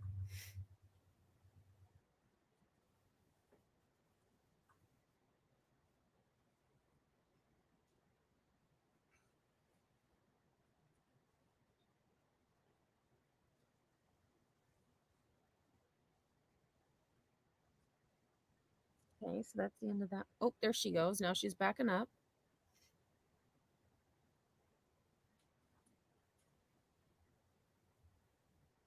Oh, whoa, whoa, whoa, whoa. That's when she hit the truck, I bet. Holy shnikes. Hang on a second. I need to rewind that. What the heck? I was not expecting that at all. So I'm sorry. I don't think she had a seizure then. Holy crap. Hey, Ash. She stops for a second. Oh my God. Oh my God. So that's the truck. So she did hit the truck and it was the next door neighbor. Oh my God. What the heck?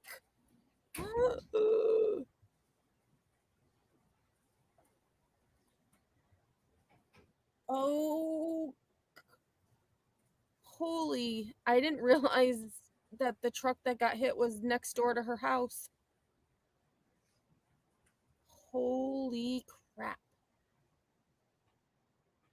I wonder if she comes back. Because we're still watching. Oh. Thank you, Judge. Oh my word. People would again move for the admission of people's 8. No, she was never in control. It is admitted. Thank you, Judge. And Detective, if you can tell us, That's the defendant's driveway we're seeing in that. Yes, And about how far is that from the Swan Boat Club? approximately 500 feet.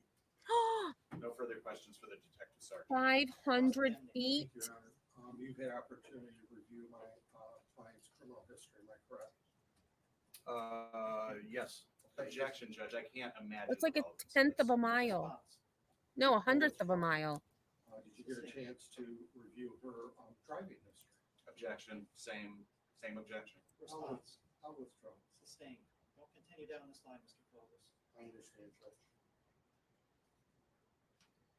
Now, do you have any proof whatsoever, any at all, that my client didn't have a seizure when she took off in the vehicle that you just showed us? at a high rate of Objection speed? calls for speculation.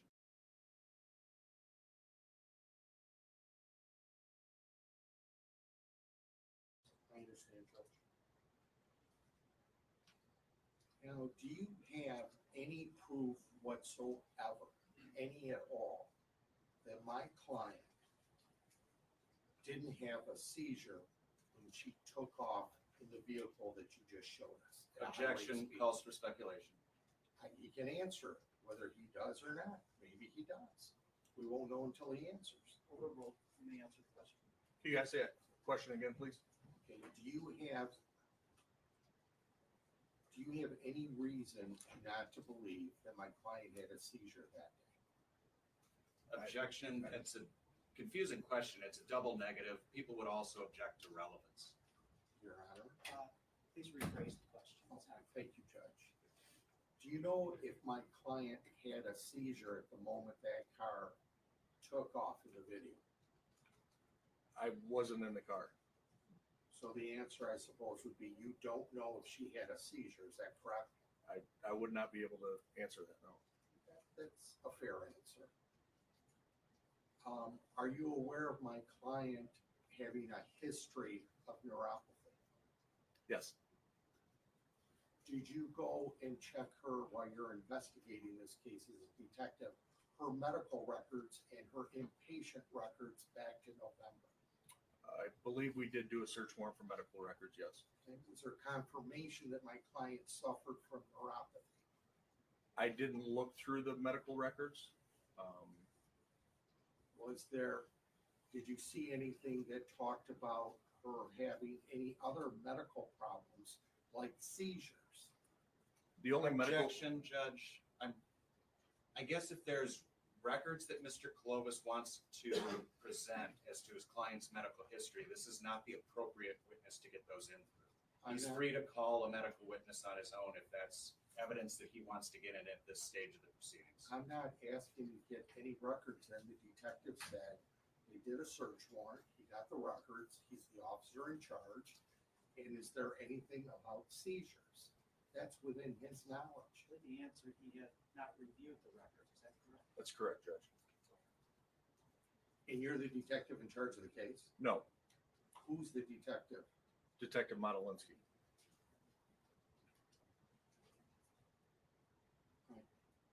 I don't have any other questions. You redirect from the people.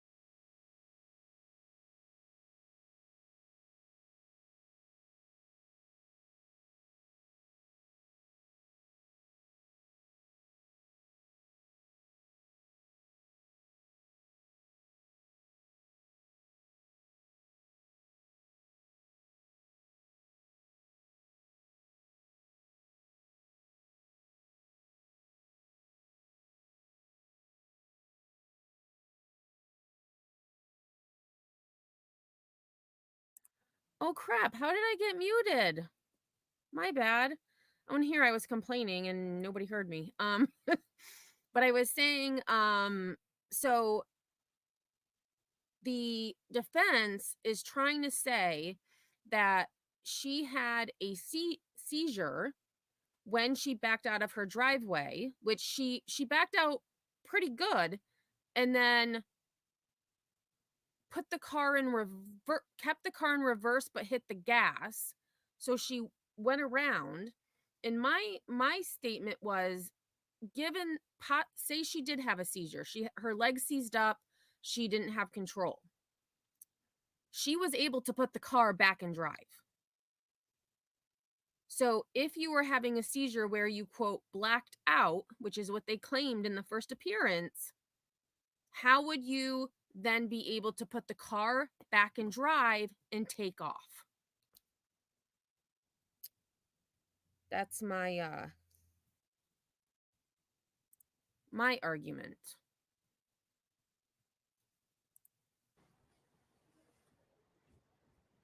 No, Judge, thank you. May the witness be excused. Thank goodness. Like, Yes. Yes, Your Honor. You're free to go. Thank you. Thank you. so now we're worried about the seal on the blood vial, Nostradamus, and medical We'll record. take a 10-minute break before the next witness. Thank you, All Judge. right, 10-minute break. All rise. 10-minute break. Zoomy zoom. Motion recess. You may be seated. All right. People may call their next witness. Judge, people call Lieutenant Brian Quinn. Yeah, and Nicole, just seeing the videos of when it happened, like I had a few words, but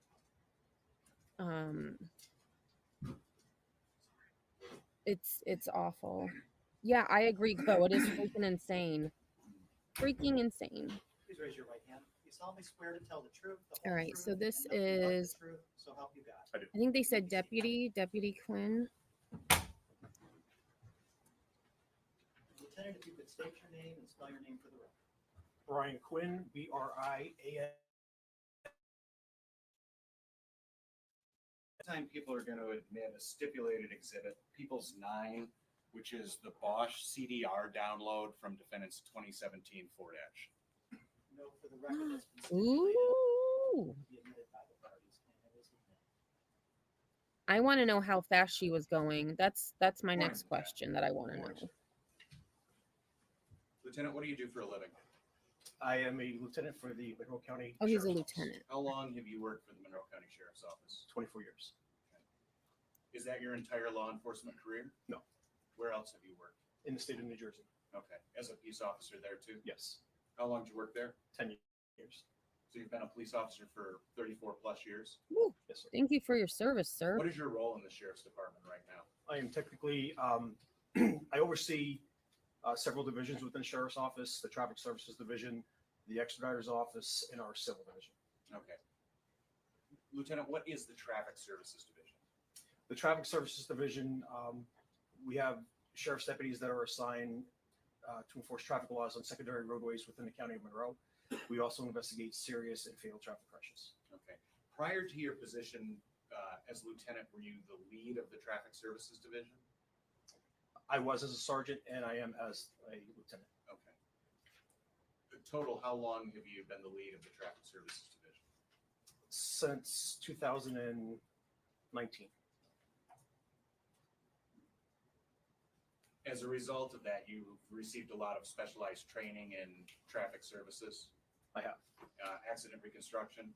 I have. And the retrieval and interpretation of electronic data recording. Is that correct? Correct. And Judge, we have a second stipulation here with defense that the court qualify Lieutenant Quinn as an expert in electronic data recording analysis. That's correct, Your Honor. It's stipulated to, for prelim purposes. Thank you. He is so qualified.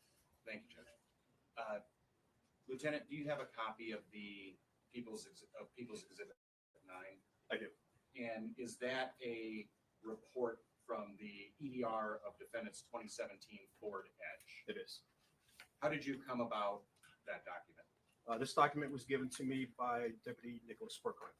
And do you know how he obtained?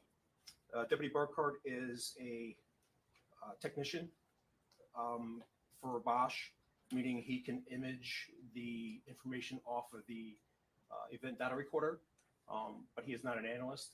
I am, so he would have to give the report to me to read. Okay. What's the difference there, Lieutenant? The technician basically will do the image. They will just briefly look over the report. They will look at ignition cycles, but the analyst covers the entire report. We look at the braking, steering, percentage of throttle, miles per hour. Okay. So let's back up just a little bit. Just for the record, explain what a EDR is as it relates to a vehicle. The EDR is an event data recorder. It's known as black box, if you will. It captures information while a vehicle is in motion. If a vehicle is involved in a traffic crash, if there's airbag deployment, the information will become locked on the EDR itself. However, if a vehicle is involved in a crash where there is no airbag deployment, but it was enough motion within the vehicle to wake up the EDR, it could capture that information, but at times the information will be overwritten.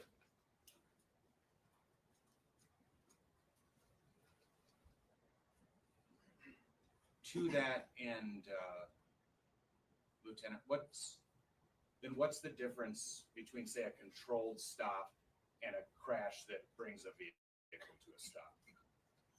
Control stop is one, an operator applying the brake. And non-control stop is one who crashes into another vehicle, building, pole, etc. Okay. And so when there's a crash into a building, pole, etc., what does that do as it pertains to the electronic data recorder? Well, again, if there is airbag deployment, it will lock in that information at the time what that vehicle was doing at that moment when the vehicle crashed. Okay. And was there airbag deployment in this crash? I believe so.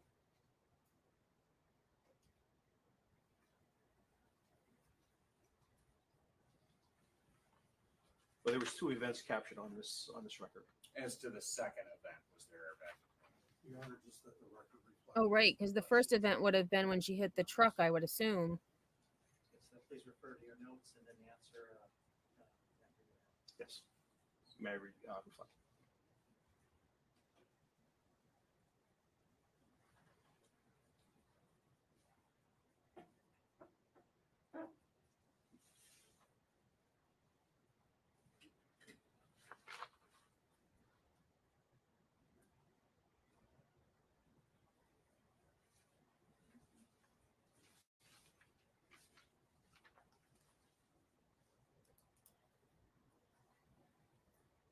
I believe there was, yes. Okay. So that would be what folks in traffic services would term a triggering event? Yes. And explain what a triggering event is. So that can incorporate many factors. If a vehicle is in motion and, for instance, a deer would jump out in front of the roadway and an operator would veer their vehicle to the left or to the right, the event data recorder, usually it's always sleeping. That will wake up the data recorder. The data recorder is basically saying to itself, something's happening here, we need to start to record. It will start to record for a little bit. However, if the vehicle continues in motion and there's no impact, the EDR will go back to sleep, basically. But when there's airbag deployment, the EDR will lock in all the information that the vehicle is doing at the time of impact. Okay. That's pretty cool. And what kind of information does it lock in? Braking speed, acceleration, steering, percentage of throttle, if lights were activated, seatbelt activation. For what? Your microphone got uncentered. This guy? Yeah. Sorry, thank you. And for what period of time does it record these statuses of the vehicle? Every vehicle is different. I've seen some recordings or images where it could be 10 seconds pre-impact and 5 seconds post, or 5 seconds pre and 5 seconds post. So every vehicle is different. You keep using the term image. What does that mean as it relates to a EDR? Basically, we're taking a picture of what the EDR has stored. We're not downloading anything. We're just taking an image of it.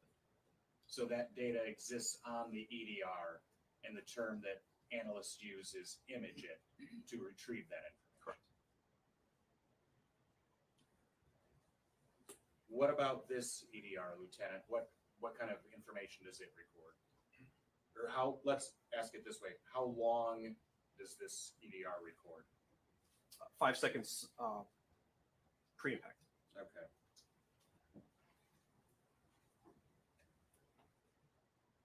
Does this EDR record throttle percentage? It does. What is throttle percentage? Basically, how much pressure your foot is on the gas. Okay. And so if I'm understanding your testimony, this image, this report, should tell us how much throttle percentage was applied to the gas of this vehicle for 5 seconds before the crash. Correct. Do you have the exhibit in front of you? I do. Do you see the section that refers to the throttle percentage? I do. Can I have some clarification? Is it the first crash or the second crash? I'm sorry. So, Lieutenant, this is referring to the second event captured on the event data recorder, correct? Correct. And all the questions I ask you subsequently will be about the second event. Correct.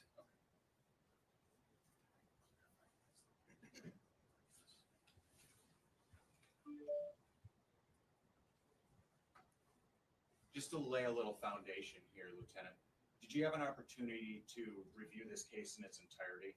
I have. And are you familiar with the real world happenings that caused the events on this EDR? Yes. And you indicate there's 2 events. What was the real world happening that caused the first event to be recorded? The operator was involved in a previous traffic crash. And do you know the nature of that? I do. And what was it? It was a vehicle that was in motion in reverse that struck another vehicle. Okay. And that's the first event that the EDR imaged. Correct. And it also imaged a second event. Correct.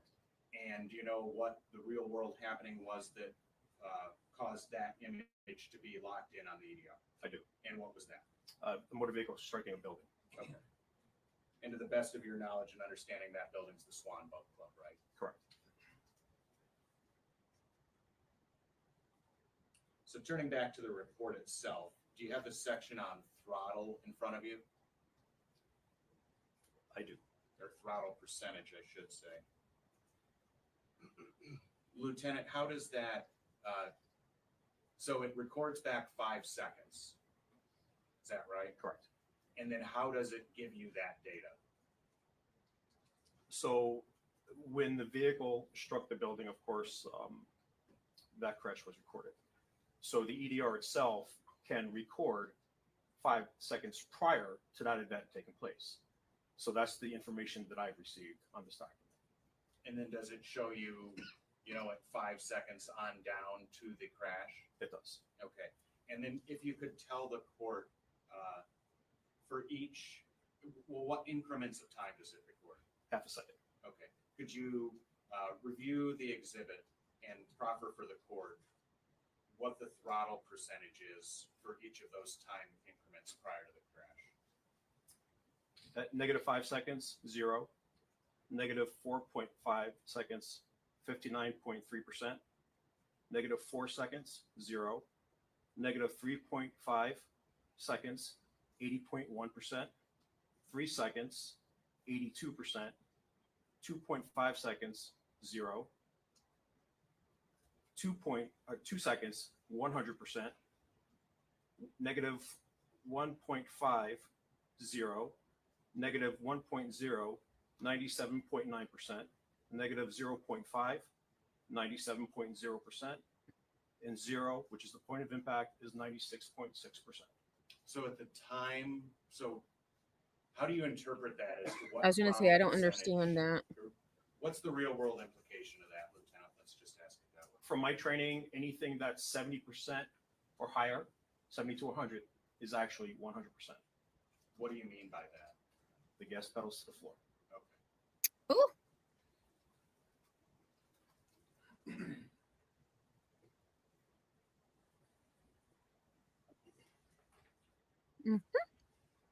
Does this event data recorder record braking?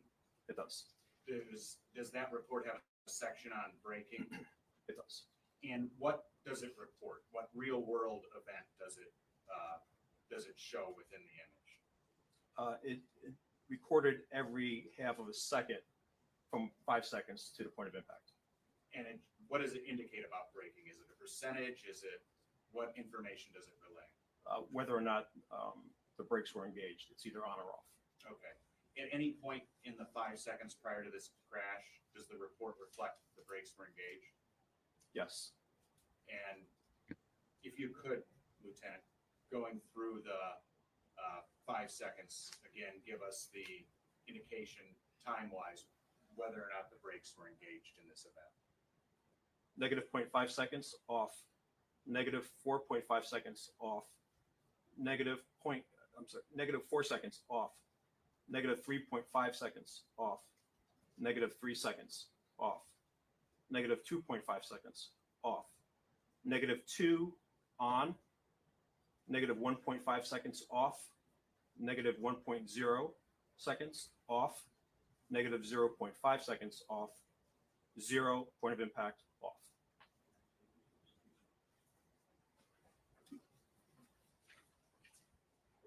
Lieutenant, does this event data recorder also record speed? It does. Okay. First of all, I'll ask you this. You know that you're familiar with the scene of this crash. I am. And that it takes place in a parking lot. You familiar with that? I am. Do you know what the statutory speed limit in a parking lot is? So looking at the video and the roadway itself, Branshaw Road actually runs between the parking lot and the building itself. So that's considered still the roadway where the vehicle was being operated on. What we have here is a private road. So with private roads, the HOA, homeowners association, or any other type of association have to have something within their deeds, an HOA agreement regarding speed. So at one time, I do recall seeing a 10 mile per hour sign, which is yellow. Now, yellow is a caution speed. Somebody, I assume, put up a 10 mile an hour speed limit that's black and white, which can be confusing with a state colored speed limit like 25 in a residential. So being that Branshaw is a private road, because it does say a private road could be 25 miles per hour, that even private or not, an operator has to operate their vehicle carefully and prudent so they can maintain control of their vehicle. So where the vehicle curves to the right prior to impact, the vehicle was still on Branshaw Road, which would be 25 miles per hour. Statutorily 25? Yes. Okay. So do you have the section on speed that's contained in the event data recorder report in front of you? I do. And if you could just go through one last time, Lieutenant, and indicate to us what the defendant's speed was 5 seconds prior to the impact and on down. Negative 5 seconds, 29.5 miles per hour. Negative 4.5 seconds, 29.6 miles per hour. Negative 4 seconds, 30.3 miles per hour. Negative 3.5 seconds, 30.6 miles per hour. Negative 3 seconds, 30.7 miles per hour. Negative 2.5 seconds, 31.7 miles per hour. Negative 2 seconds, 32.9 miles per hour. Negative 1.5 seconds, 35.5 miles per hour. Negative 1 second, 37.8 miles per hour. Negative 0.5 seconds, 40.9 miles per hour. 0 point of impact, 44.3 miles per hour. Oh, Sinner, you were right. Judge, I don't have any further questions. Cross-examination. Thank you, Your Honor. Sir, I got a little confused on the what's a public road, what's not a public Oh, here we go. as to this area. you please just explain it to me? The road in front, you know where my client lives? I do. Okay. The road, the gravel road that's in front of her house, is that a public road or private road? Private.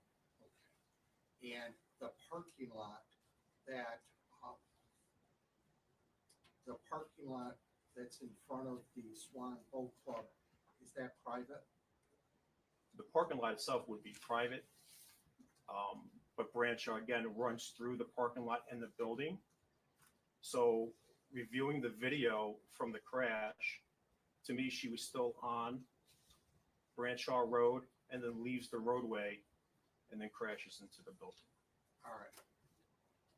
Just so I understand it, and I've driven there a few times. If I go down this gravel road in front of my client's house, what's the name of that road? Branshaw Road. Okay, and that's a private road? Correct. Okay. And then if the car, as in the video, veers a little bit to the left and strikes Swan Boat Club, that's a parking lot that it's veering over where cars park, correct? I believe where the curve is, negotiating the curve to the left would be the private parking lot for Swan Boat Club, but the vehicle veered to the right, off of the roadway and into the building. Okay, that's correct. So that's all private, am I correct? Yes. Okay, so right to the building from her house is all private roadway. Correct. Okay.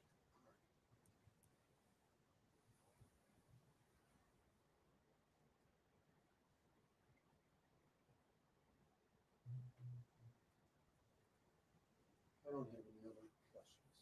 May you redirect from the people? Just briefly about the parking lot versus roadway issue. So Deputy Quinn, or Lieutenant Quinn, you've been to the scene, is that correct? Not the night that it occurred, but a few nights after. Okay, so you've had opportunity to personally view the parking lot of the boat club and Branshaw Road? I have. Okay, and is that paved at all? It is not. Is it lined at all? It is not. Are there parking spaces or lane markers? There are not. So is it fair to say that the Branshaw Road blends into the parking lot of the Swan Boat Club? That's a fair statement. Okay, nothing further, Judge. Any recross as to those questions? Yes, thank you, Your Honor. So when the prosecutor said that Branshaw Road blends into the parking lot, what do you understand that as, blends? It's all dirt. There's no markings that show a shoulder or a specific parking spot, space, a loading zone. And I guess the bottom line is that the parking lot and that roadway is all private gravel, correct? Is that what you said earlier? Private dirt from what I remember. Okay, thank you. No questions. No follow-up to that, Judge. Thank you. May the witness be excused? Yep. By the people as well. Thank you. Yes, Your Honor. Free to go. Thank you. Thank you, Judge. Ready on any of the witnesses at this time? All right, so I believe this is where they might take, yep, they take a break. And all right, let me just back up. Oh, we got a different view this time. All right, so we've got about an hour left, and I did, just for those of you who had seen, I had a live scheduled in regards to Layla Santinello because it has been a year since she was last seen. I did move that to Saturday night because I want to make sure that I give her the time to prepare, and this is very interesting. Very interesting. Yeah, I agree. Definitely manslaughter. And I did look at the court records because I thought maybe there would be, you know, some courts, they have the actual motions, that type of thing on here. Michigan court does not. But just to remind, she is being charged with 2 counts of second-degree murder. And this was prior to the preliminary hearing. Those charges could change, obviously. And also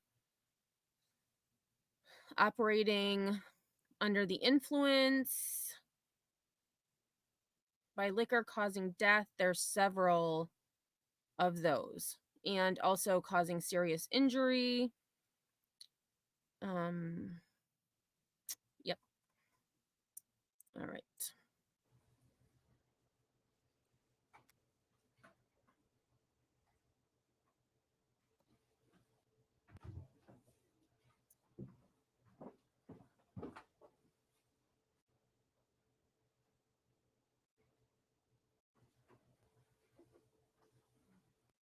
Everyone can make sure their phone.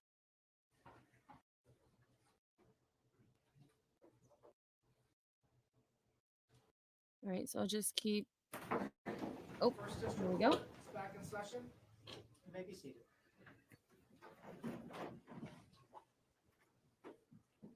We are back on the record on People v. Chidester. People may call their next witness. Your Honor, people called Diane Medina. Oh, Diane Medina is the mom. The mom of the two children who passed and of the boy who was also injured. Or no, Diane Medina was the one that was hurt on the ground that the one girl officer spoke to. I misspoke. Oh.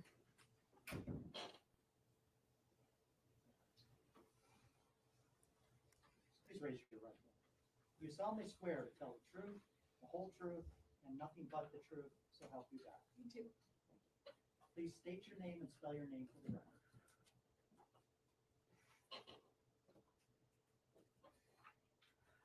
Diane Medina. DianeMedina. Tina, would you like a glass of water during your testimony? No, I'm okay. People may proceed. Thank you, Judge.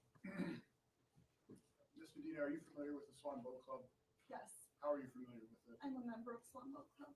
And were you there on April 20th of this year? I was. What brought you to the boat club on that day? I was there for a child's birthday party.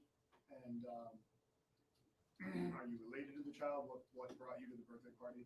I know the mother of the child. Friends with the Just mom. a friend, yes. Okay. Do you know approximately what time you arrived at the birthday party? About 10 minutes to 1. And do you remember where you were prior to Come on, the crash? camera guy. I was sitting at a table against the back wall where the car entered. And can you describe the situation prior to the crash? It was a beautiful party. I mean, the mother of the child did an amazing job and everybody was having a great time. It was just, any 3-year-old would have been happy to have that birthday party. Hmm. Do you remember anything about the crash? Yes, Can you tell me what you remember about the crash? I remember hearing a super loud, sounded like an explosion. I remember seeing like white dust, peripheral vision, and I felt something hit my back and pushed me. Do you know if you lost consciousness? I do not. And were you injured as a result of that crash? Yes, I was.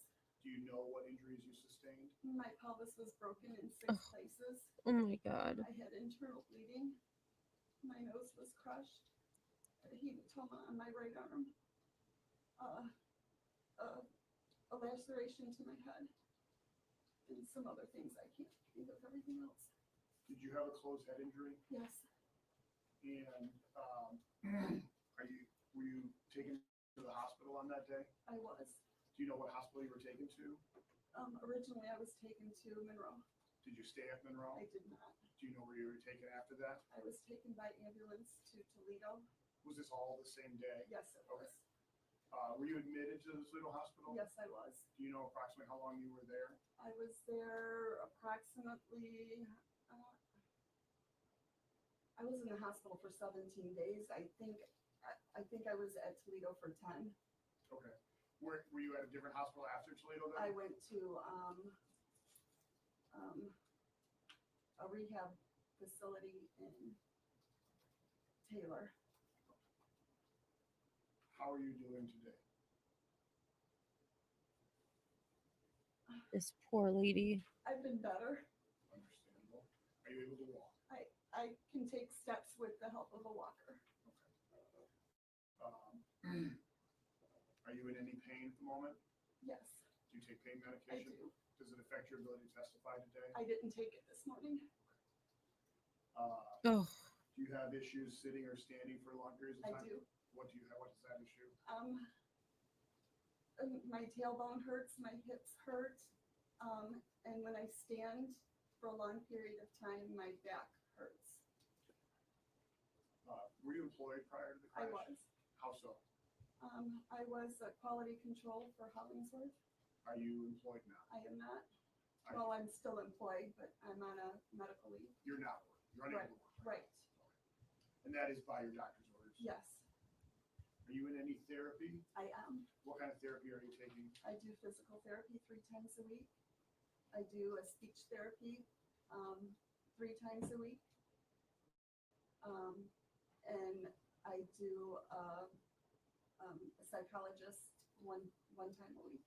What is the speech therapy for? The speech therapy is for finding my words. Sometimes in the middle of a conversation, I'll lose my train of thought and forget what we were talking about. Is that related to the head injury? It is. Judge, at this time, we draw the court's attention to Exhibit 14, the medical records for Diane Medina. These were previously submitted to the court by stipulation of the parties. I have no further questions for this witness, Judge. That exhibit is admitted due to stipulation. Cross-examination. Thank you, Your Honor. I just have one, ma'am. All these injuries that you have suffered were all result with regard to the accident. In other words, you didn't suffer from any of these prior to. Is that No, I correct? did not. Thank you. I don't have any other questions, Your Honor. Any redirect from the people? No, nothing further, Judge. May this witness be excused. People excuse the witness, Judge. Yes, Your Honor. You're free to go. Thank you. Full gallery.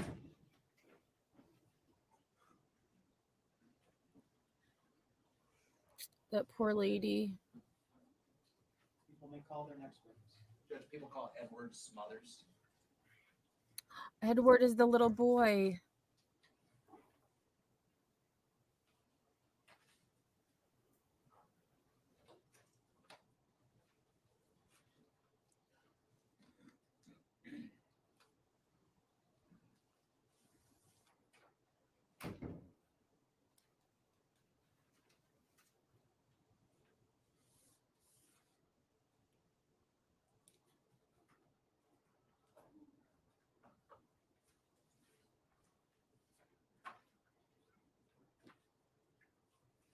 Oh, that poor kid.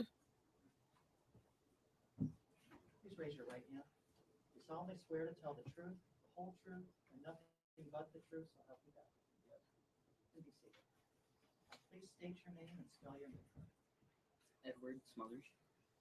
And can you please spell? He's so nervous. EWARDSMOUTHERS.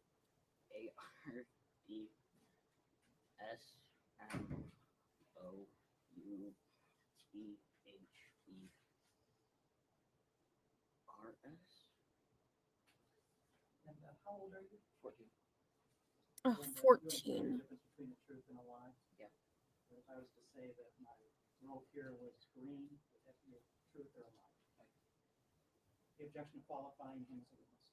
Not from the people, Judge. He's qualified. You may Thank proceed.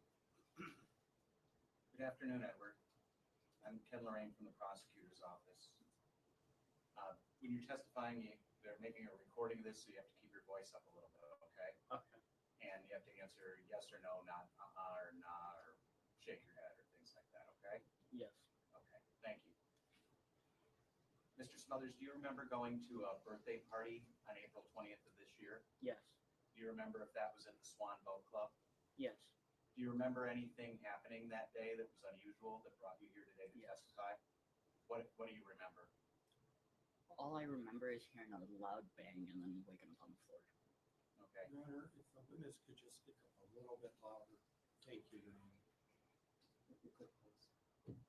Can you just repeat that just a little bit louder? All I remember is hearing a loud bang and then waking up on the floor. Okay. Do you remember where you were at before the bang? No, I don't. Okay. Do you remember where you ended up? In the walkway from where you get to where the birthday party was. Okay, like in a hallway or a breezeway? Yeah, hallway. Okay. Were you able to walk after the bang after you got thrown? No. Okay. Did paramedics and ambulance eventually come? Yeah. Did you, is that yes? Yes. Sorry. That's okay. Did you end up riding in an ambulance? Yes. Where did they take you? I don't know the name of the hospital. It was a hospital though? Yeah. Okay. Did you have to stay in the hospital or were you released that day? I had to stay in the hospital. Do you know how long? All I know is it was a couple days. Okay. Do you know what your injuries were? What was wrong with you? Broken femur. And what did I'm sorry, broken femur? Yeah. Okay. And what did they do for that? Did they put you in a cast or? Surgery. They put a metal rod in my leg. Okay. Is that still in there as far as you know? Do you have any other injuries that you know of? Not that I know of. Judge, I don't have any other questions for this witness. I don't have any questions, Your Honor. May the witness be excused. Yes, thank you, Judge. I'm glad the defense did not ask this poor boy any questions. Judge. Good job, At sir. this time, people would redraw the court's attention to previously admitted Exhibit 13, medical records for Edward's mothers. Those were admitted by stipulation to the court earlier this week. It was admitted by stipulation. Thank you. Judge, you will call Leah Stiff. Leah Stiff. I don't know who that is.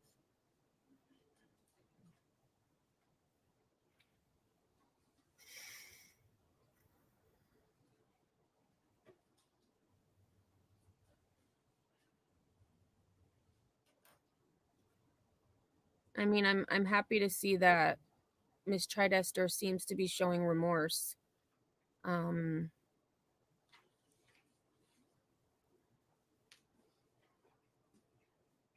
Young girl. Please raise your right hand.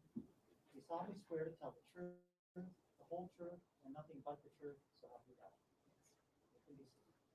Please state your name and spell your name. My name is Leah Stith, and that is spelled Lyastith. Your last name? Stith, Stith. How old are you, Ms. Stith? I'm 18 years old. You may proceed. Thank you, Judge. Leah, we're recording this today, so as best as you can, if you could speak up, I would appreciate that. Thank you. Are you familiar with Swan Boat Club? Absolutely. How are you familiar with the boat club?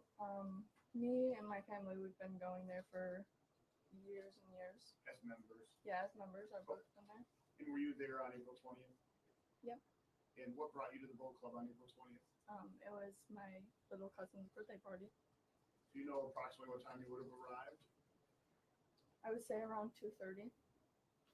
And do you remember where you were just prior to the crash? I was at the buffet area just getting food for me and my little sister. You were standing then? Is that a yes? Yes. And what do you remember about the crash itself? It was very abrupt. It was pretty close to an explosion, what it seemed. And it was just chaos everywhere, and all you could hear was babies crying, everyone's screaming. There's plenty of people injured. I actually could barely move at the time, so I wasn't able to look around too much, but once I was able to move, that's what I had seen. Were you injured in the crash? Pretty severely. And how were you injured, do you recall? I have 3 broken ribs, a punctured lung, a pretty severely broken sternum, and multiple hematomas. Did you receive any treatment on that day? Yes, I was rushed to the hospital. Do you know what hospital you were taken to? Corwell Health in Trenton. And were you admitted to that hospital? Yep. Is that a yes? Yes. And did you stay there overnight? Yes. Did you stay there for multiple nights? Multiple nights. Do you know how many nights you stayed? I believe 2 nights and 3 days. How are you currently doing? It's definitely been a back and forth process. The healing, it's just now starting to really take effect, which it's been a lot longer than I would have liked, but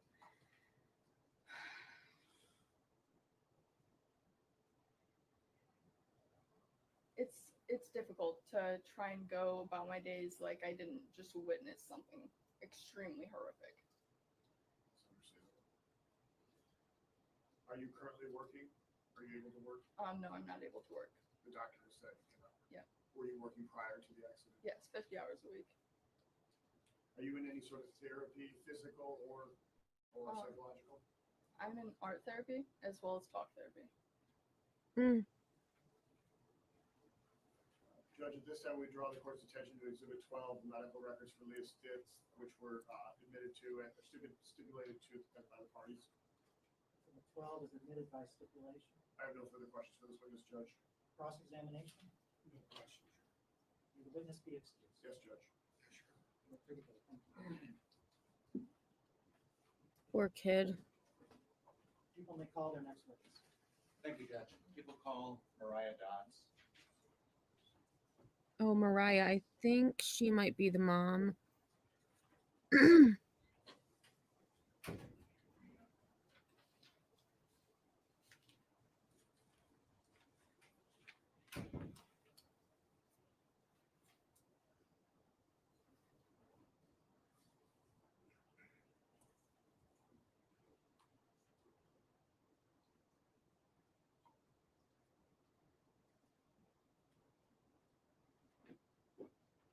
Yeah, that's the mom.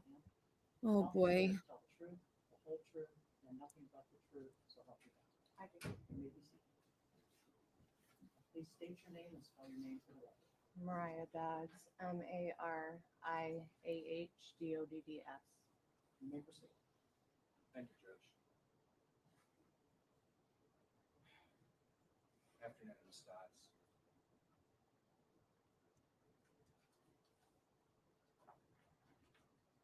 Ms. Dodds, do you remember where you went on April 20th of this year? I went to my godson's 3rd birthday party. Okay. And that was held at the Swan Boat Club in Newport, Michigan? Yeah. And that's in the county of Monroe, right? Yes. Did you drive there that day? Yes. And roughly, if you could tell us, where is the Swan Boat Club? It's in Newport. Like, in Newport On on Lake Branchy Erie? Road. Okay. Yeah. In getting there, do you have to be let in? Are there any gates or fences that impede your getting there? No. Okay, is it just an open road, anybody can just drive in? Yes. And that's what you did that day? Yes. Who did you bring to the birthday party with you that day? Myself, my mother, my 3 children, Jaden, Alana, Zane, and my nephew, Edward.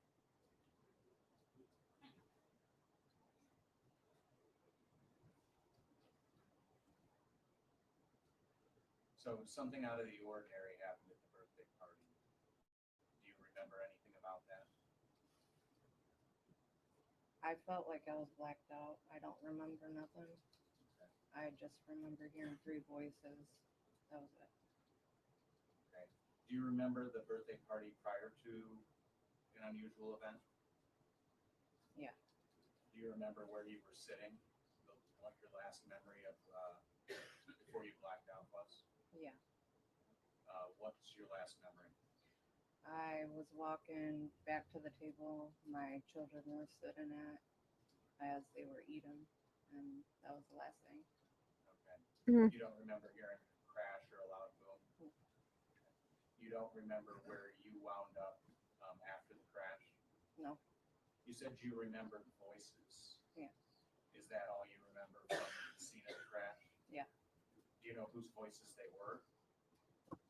I believe they were my sister Raquel, my friend Tweety, and it may have been my niece Lily. So between those 3. What was the nature of those voices? How did they sound? They sounded long distance. And do you remember anything else from the scene that day? No.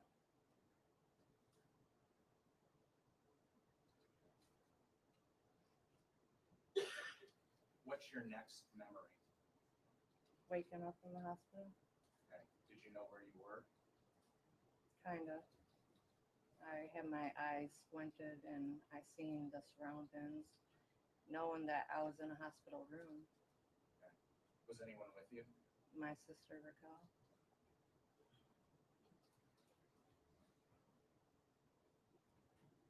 Do you know how long after the crash you initially woke up? No. Do you know how long you were in the hospital in total? My sister and my family members told me it was 3 days or 4 days. Okay. 4 days. And you don't know how long you were out of consciousness? No. Did you receive any injuries as a result of the crash? Yes. What were those? I had 6 broken ribs, a collapsed lung. I was missing a tooth. I had mouth injuries. I had a cut on my chin. My lips had to be stitched back together. I had a hematoma. I had a broken shoulder blade. And I had a concussion.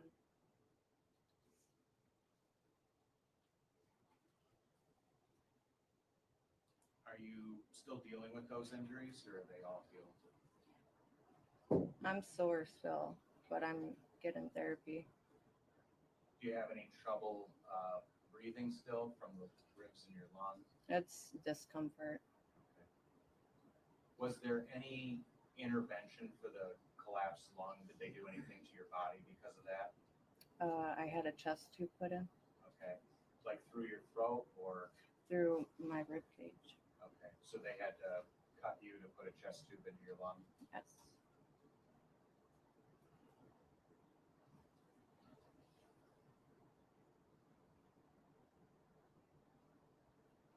Your son Jaden was with you at the party. Yes.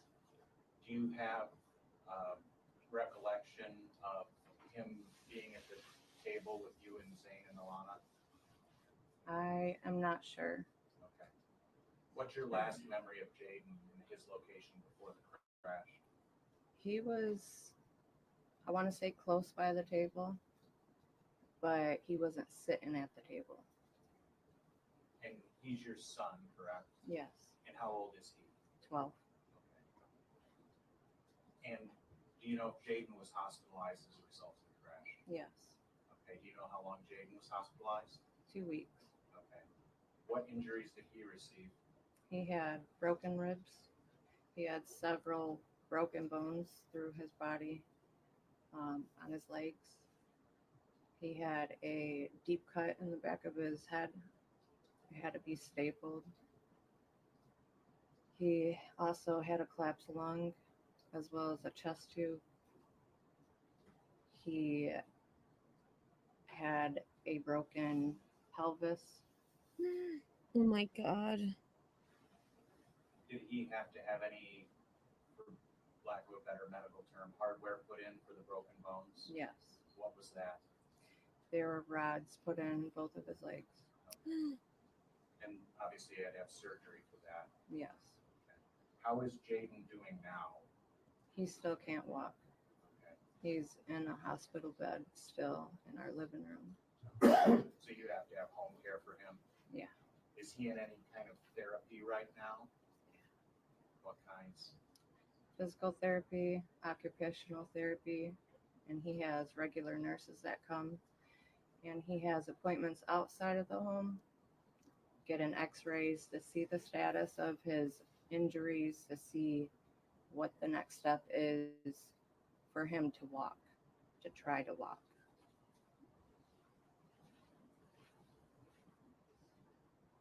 Judge, I don't have any further questions. Cross-examination. I don't have any questions, John.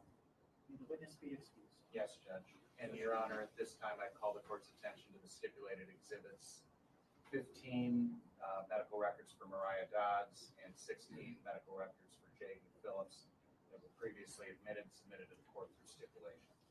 That they're admitted through stipulation. Thank you, Judge.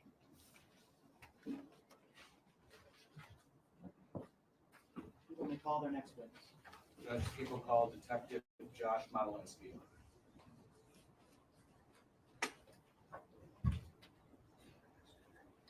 You solemnly swear to tell the truth, the whole truth, and nothing but the truth, so help you God. You may be seated. Detective, please state and spell your name. Detective Josh Modelinsky, Ooh, he's talking very loud. Motylianski. People may proceed. Thank you, Judge.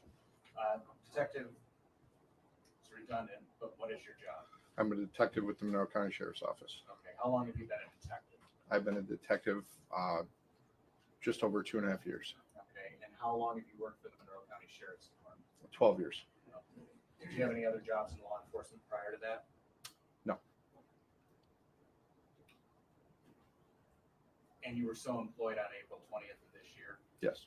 And you're a certified police officer, entitled to be a police officer in the state of Michigan? Yes. And you were at that time as well? Yes. What is your role in this investigation? I was the detective on call on April 20th. My supervisor, Detective Sergeant Hooper, called me a little after 3 o'clock and advised me of the situation at the Swan Boat Club and asked me to respond from my house in my unmarked patrol vehicle. Roughly where did you respond from?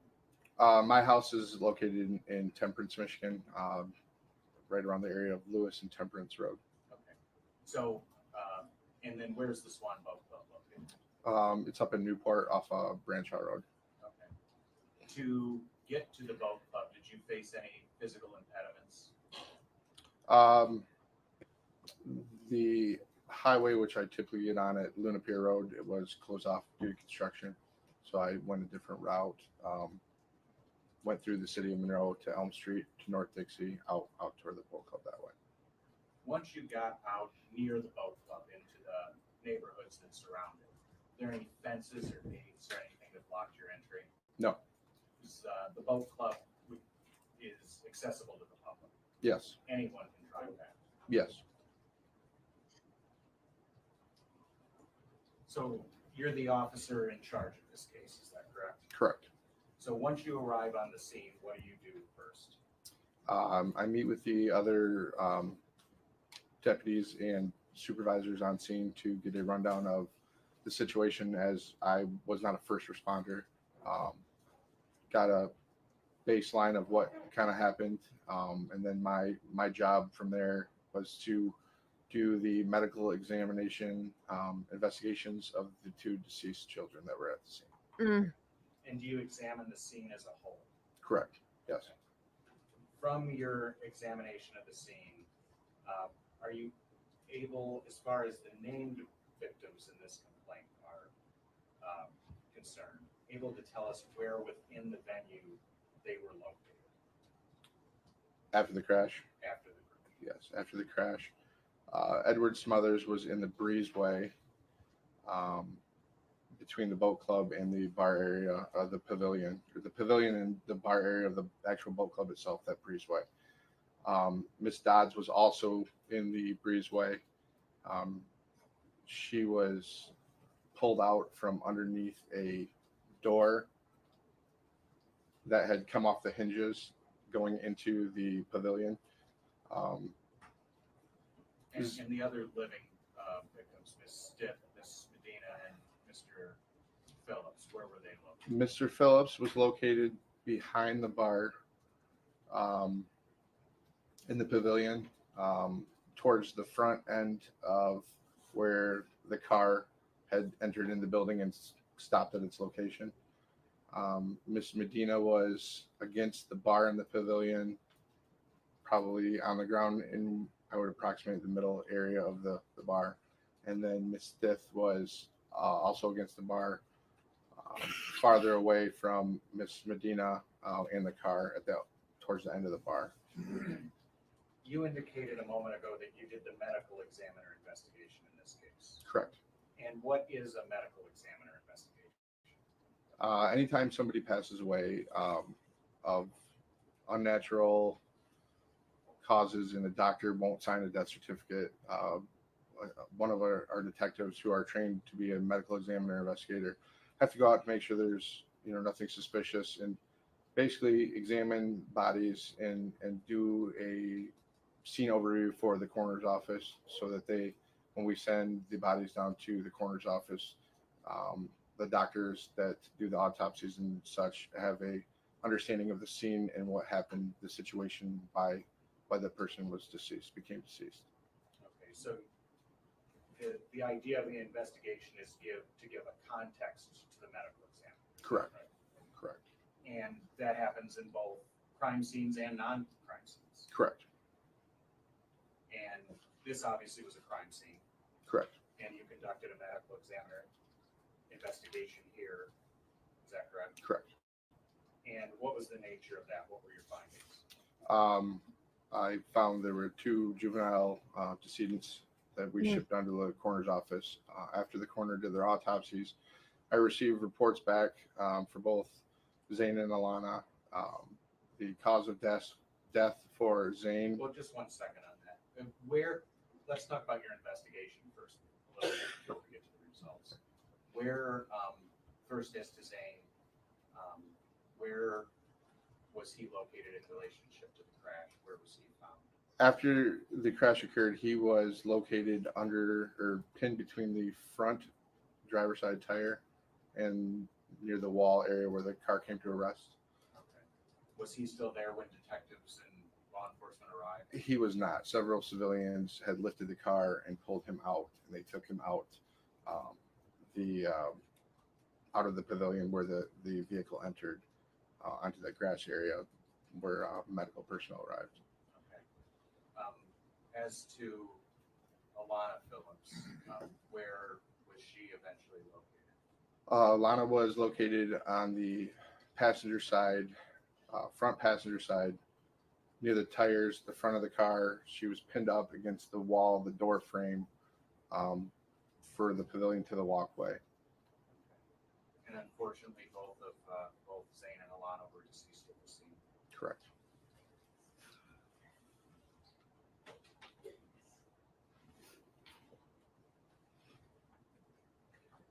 Detective, I'm going to hand you what's previously been marked People's Exhibit 10.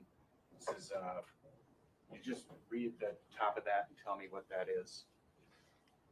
So Lucas County Coroner's Office case summary on the death of Alana Grace Phillips. Okay. Judge, people believe that this is self-authenticating document under 76611B. Move for its admission. Your Honor, I thought when we discussed this that I stipulated to the medical examiner's reports that there was, that we'd stipulate to the entry.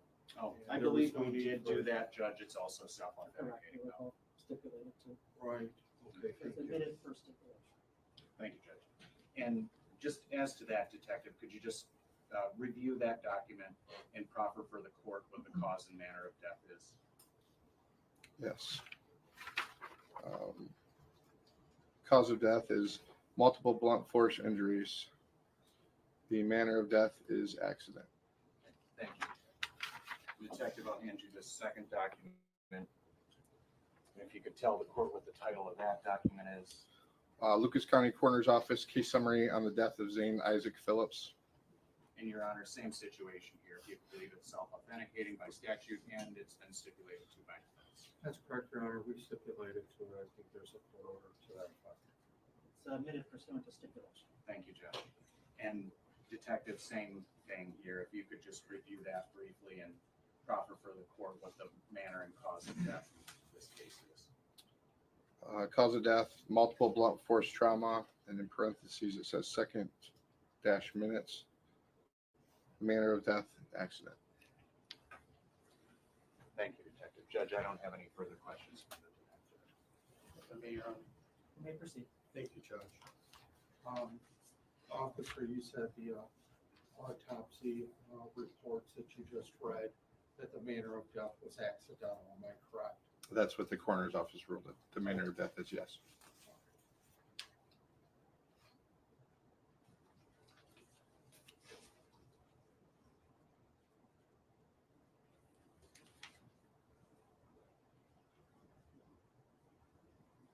I don't have any other questions.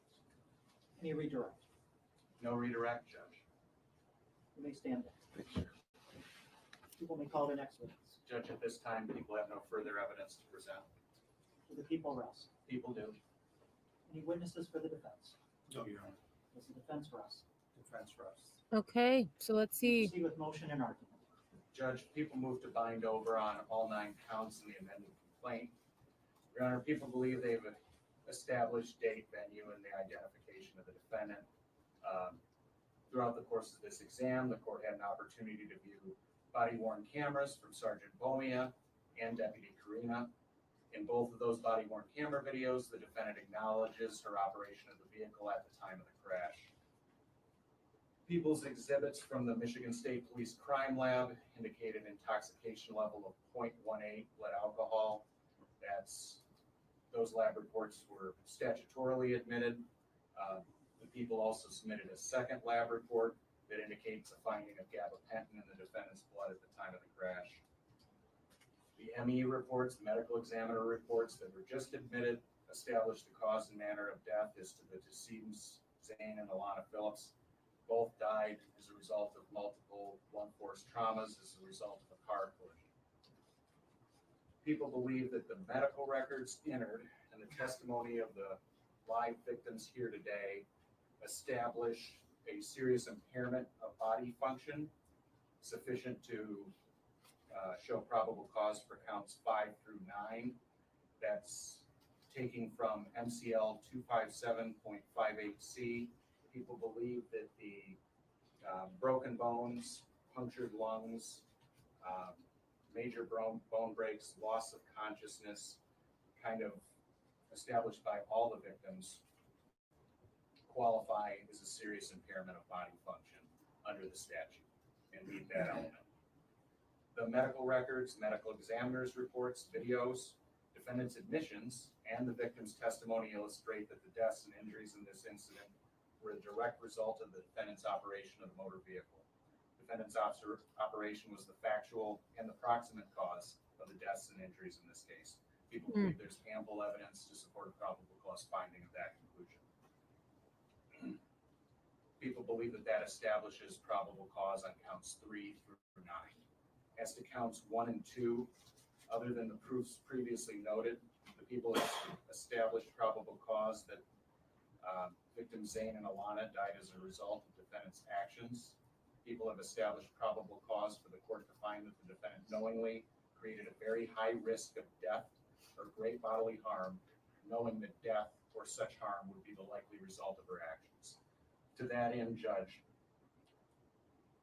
evidence presented today shows that the defendant possessed a BAC of 0.18, the legal limit in the state of Michigan being 0.08 for an OWI charge and 0.17 for a high BAC OWI charge, over both of those limits. The defendant acknowledged in her interview with Deputy Karina that she should not have been driving. In People versus Gecky, Judge, 457 Mish 442 1998, the Supreme Court found that both of these factors can be considered by a finder of fact to support a second-degree murder charge in a traffic or drunk driving case. Further, judge evidence was presented that the defendant operated her vehicle at an excessive speed, that being nearly 45 miles an hour through a parking lot or a private drive, where at best the speed limit is 25 miles an hour. Excessive speed was held to be a factor to support that the defendant created a high risk of death or great bodily harm in People v. Aldridge. That's 246 Mishap 101 2001 case. Further, judge, defendant left the scene of a property damage accident right in front of her house. That by backing into her neighbor's truck in front of her driveway. That's the video that the court saw provided by Detective Hoover.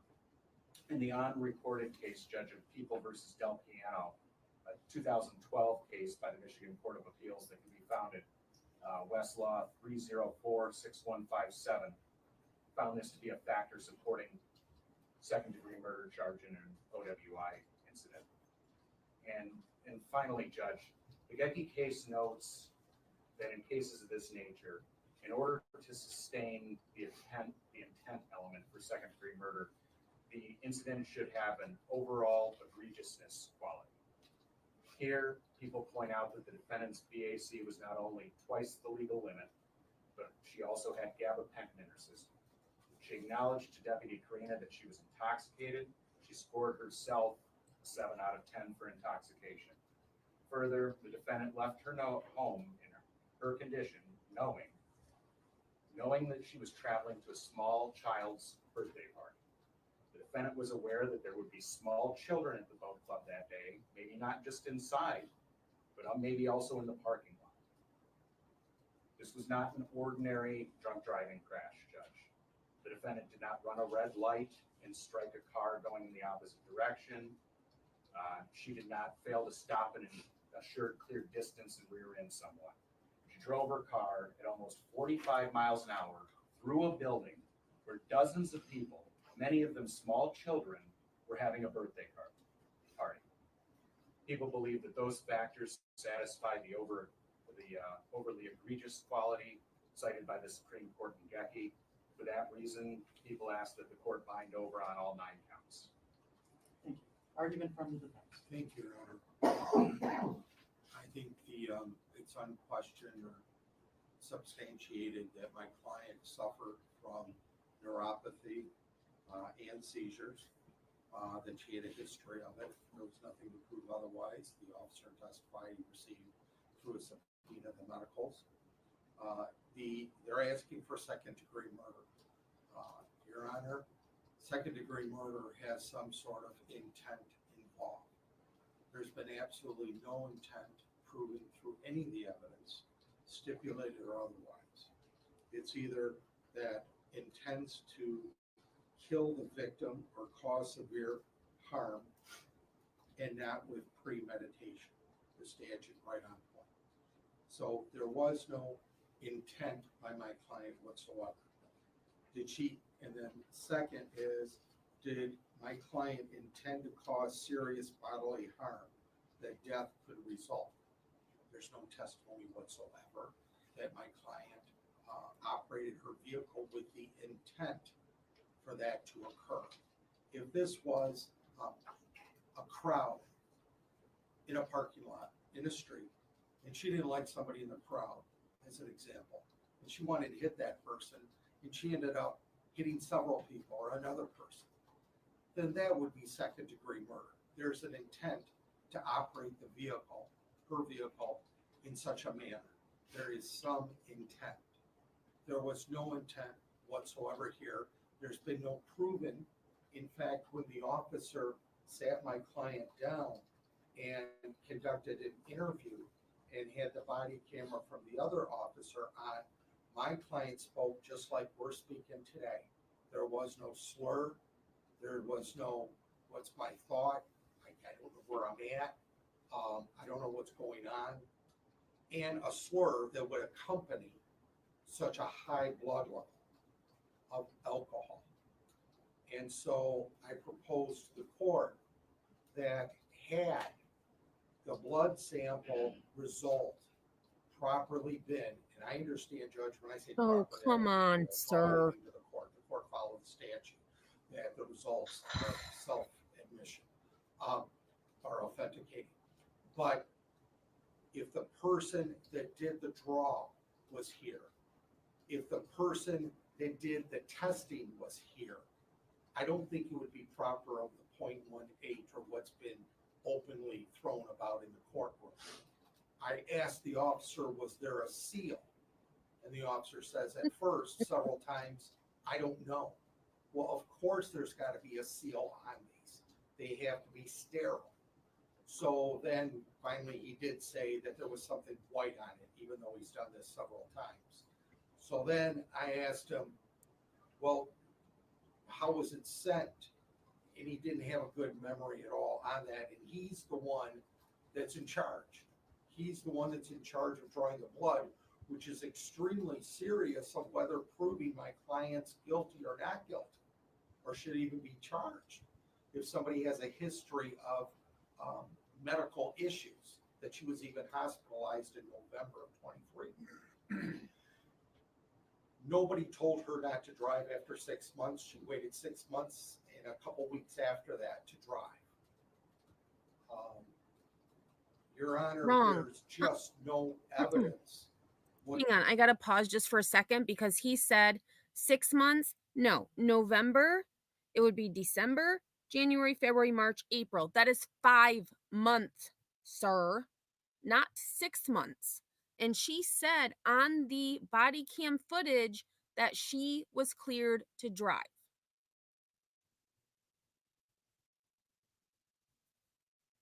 So again, your dates are not matching up. Whatsoever that she acted in a manner that would cause a death. We know for sure that the vehicle was driving at a higher rate of speed. She got Whether it into be her 43, car 44 drunk miles an hour in an area that's 25 and or hit 30 or another something car like and that, kept that was going. different speed limits. Come on.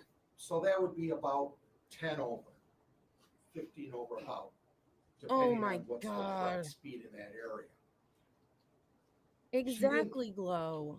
There's no proof that she intentionally put her foot right down there and just go right into the wall.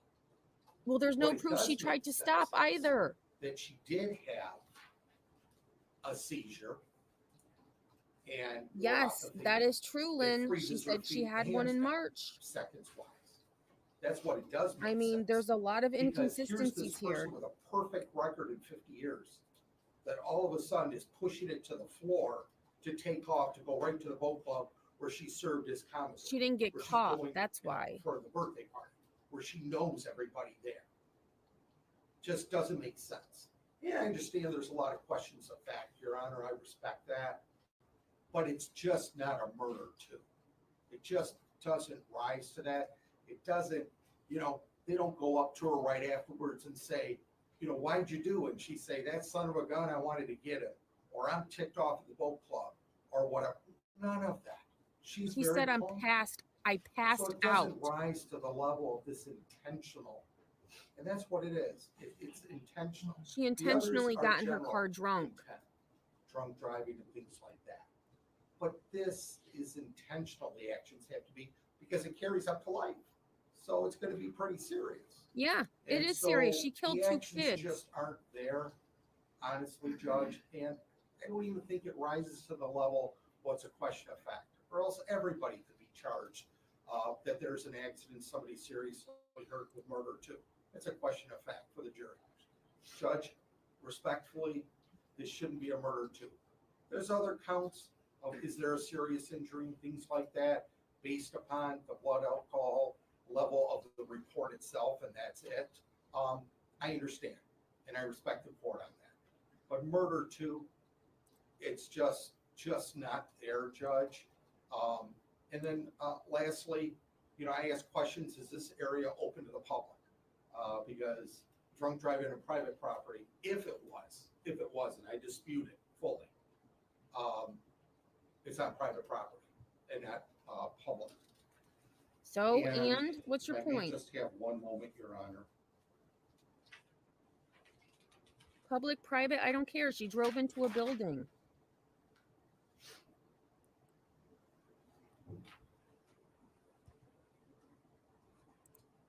Defense counsel, his name is Jeffrey York. Oh no, that's the never mind. The police Bill executed the search Calavos. warrant and found that she had consumed, according to her testimony, 1 glass of wine. Objection, Judge. I'm sorry, what testimony would that be? I believe you're stating facts, not an evidence. Okay, Yes, I thought he is. that she had said that she had a glass of wine, and I apologize. I thought that was said. The court would know if it was, and it wasn't, but it's in the report somewhere, but I understand it's. Oh, she did say in the body cam footage, the officer had asked her if she had drank anything, and she did say something, but she didn't say a glass of wine. She said, I think the actual name of the alcohol. It's not before the court. So they're interviewing her, Your Honor, after she had just gone through a wall at 40, 44 miles an hour. Now they're interviewing her and they're asking her questions. I don't know if any of us would be in the right state of mind after we just went through a wall with our car at 40 miles an hour. So they're interviewing her, Judge, and they're asking, do you feel you could operate a motor vehicle? Well, of course she said no. I can't operate a motor vehicle. She just was in a collision 15 minutes prior, 20 minutes prior. But she said she passed Then out. they ask her, She didn't remember. Alcohol or whatever wise, 1 out of 10, where do you put yourself? Dude. She doesn't even, just imagine of going through a wall and then 20 minutes later somebody say, how do you feel? It Okay, wasn't 20 minutes I later. don't know about her having her faculties, and I understand that could be a question of fact, certainly, Your Honor. But the murder too, we just really argue strenuously that it just doesn't exist with regard to this record. Thank you. Nothing further. Any rebuttal argument from the group? I know the court knows this, but I just draw the court to the third state of mind available in murder two, which is a defendant knowingly created a very high risk of death or great bodily harm, knowing that death or Yes, such she harm would be did. the likely result of their actions. And the operative word, if I may. The people get the. Oh, I'm sorry. I was going to say knowingly. Right, this is a preliminary examination. The standard of proof is probable cause. I've heard the testimony presented by the people. I've reviewed the exhibits, seen the video. It has, this evidence has been uncontroverted today by the defense. As to count 1 and count 2, homicide, murder in the second degree. The evidence has established by probable cause that both of the victims named in the complaint died an unnatural death due to the crash caused by the defendant. The question then becomes intent. Under common law and under Michigan law, you do not need to intend to kill someone to be convicted of second-degree murder. It can be done with depraved indifference to human life. Yes, or with depraved indifference. And Michigan is defined as knowingly creating a very high risk of death or great bodily harm, knowing that that death or harm would be likely result of her actions. In this case, the defendant was operating her vehicle with a blood alcohol level of 0.18, as admitted today. She was driving at a high rate of speed, almost 45 miles an hour in a 25-mile-an-hour area. She did this after she crashed into another vehicle, as the video showed. Mm-hmm. She was accelerating towards the building where the victims were located. Reviewing those factors, I do find she acted with depraved indifference to human life. Therefore, I am binding over on count 1 and 2, murder in the second degree. Good. As to counts 3 and 4, operating while intoxicated causing death. Find the following: defendant was operating a motor vehicle. She did operate it on a place open to the public or generally accessible to motor vehicles. Under the statute, that also includes any designated parking area. The evidence does show that. Third, the defendant was intoxicated. The evidence shows that her blood alcohol level was a 0.17 at the time of the offense. Fourth, the defendant voluntarily decided to drive knowing that she consumed alcohol. The evidence circumstantially does prove that. Fifth, that the defendant's operation of the vehicle caused the death of the 2 main victims as to these counts. And that but for the defendant's operation of this vehicle, it would not have occurred. I do find that her actions are the direct and proximate cause of these victims' death. Thank you, Judge. As to counts 5, 6, 7, 8, and 9, operating while intoxicated causing serious injury. Incorporate all of my prior findings as to those elements. I also find all of the named victims, through their testimony and through the medical evidence, shows that there has been a serious impairment of bodily function as defined by MCL 257.58C. Therefore, the defendant is bound over to the 38th Circuit Court to stand trial on all charges. Don't clap, gallery. Would you like an arraignment on July the 5th or July the 12th? I'm sorry, Your Honors, you said July 5th or what day? For the 12th, it'll be at 9 a.m. July 12th at 9 a.m. That sounds good.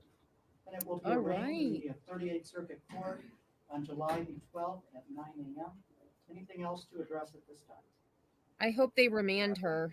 Thank you, Judge. Not Your Honor. Court is adjourned. All rise. Court's in recess. You may be seated.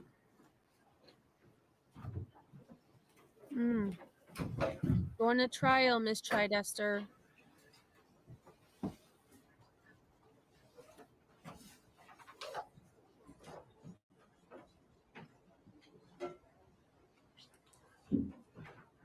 I'm just gonna see if anything else happens. Nope, it does not. All right.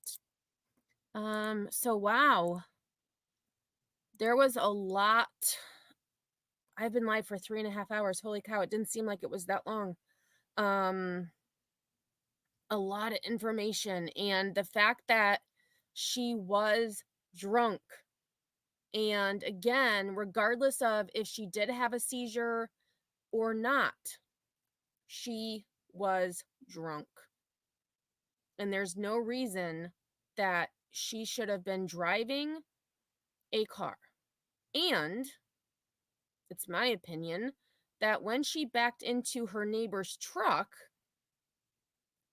at that point, she wasn't having a seizure at that point that she contests. She was able to put the car back and drive.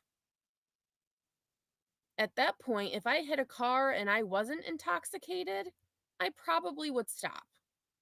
But she just kept on going. So I can't believe, like, honestly, I didn't think that we would see the footage that we did, but again, I'm not sure how many preliminary hearings I've actually seen. I've watched trials, of course, but the fact that they televised the preliminary hearing is really interesting to me. And I'm just glad that I wasn't in that gallery, because Mr. Kolovos, who is the defense attorney, I would be biting my I would be bleeding, because I would be biting my tongue so hard so I wasn't saying anything, or I would bring a notebook and just be like scratching with a pen, like just getting all the frustration out that way. So I will put in my calendar, actually they said July 12th, so let me just look. I don't think I have anything going on July 12th. Oh, I do. But it's in the morning, so we'll just be a little late, because I think they said July 12th at 9 a.m. I do have something going on that day, but we will definitely, actually, let me put that in my calendar. So I'm just going to say Swan Boat arraignment. We will definitely go over that. So that's the 12th, and then Wade Wilson's the 23rd is when he's actually sentenced. So July is going to be busy. That is true. That is true. They hardly ever keep schedule. Well, right, because this preliminary hearing, according to what I say, it was supposed to be in April. Let me look. Yeah, it was supposed to be April 30th. Or no, wait, that says probable cause conference. Okay. So they did have this, they had the probable cause examination scheduled for today and tomorrow, but they only needed today. So I do want to thank everyone for being here, especially those of you who spent the last 3.5 hours with me. I hope that tomorrow you can join me for Words on Stream. That is scheduled for 7:30, I believe. And I did that because Mr. Nobody goes live at 9. And Words on Stream usually takes about an hour to 90 minutes. Oh, actually 7:15. So tomorrow at 7:15 is going to be Words on Stream. And then I did move the yearly, what's the word? Reminder. A reminder that it's been a year since Layla Santinello has been last seen. And I know that Brittany, who is her stepmom, and George, her dad, they are in Kingsport right now. And they are, well, they've organized a search, and there is a vigil that's being held tonight. So I hope that that goes well, and hopefully I will be able to get a little more information about the vigil, and maybe the news will have an update or a little video tribute to Layla, and hopefully one day bringing her home. So thanks everybody again for being here. I do appreciate it. And until next time, I'll see you all on the flip side.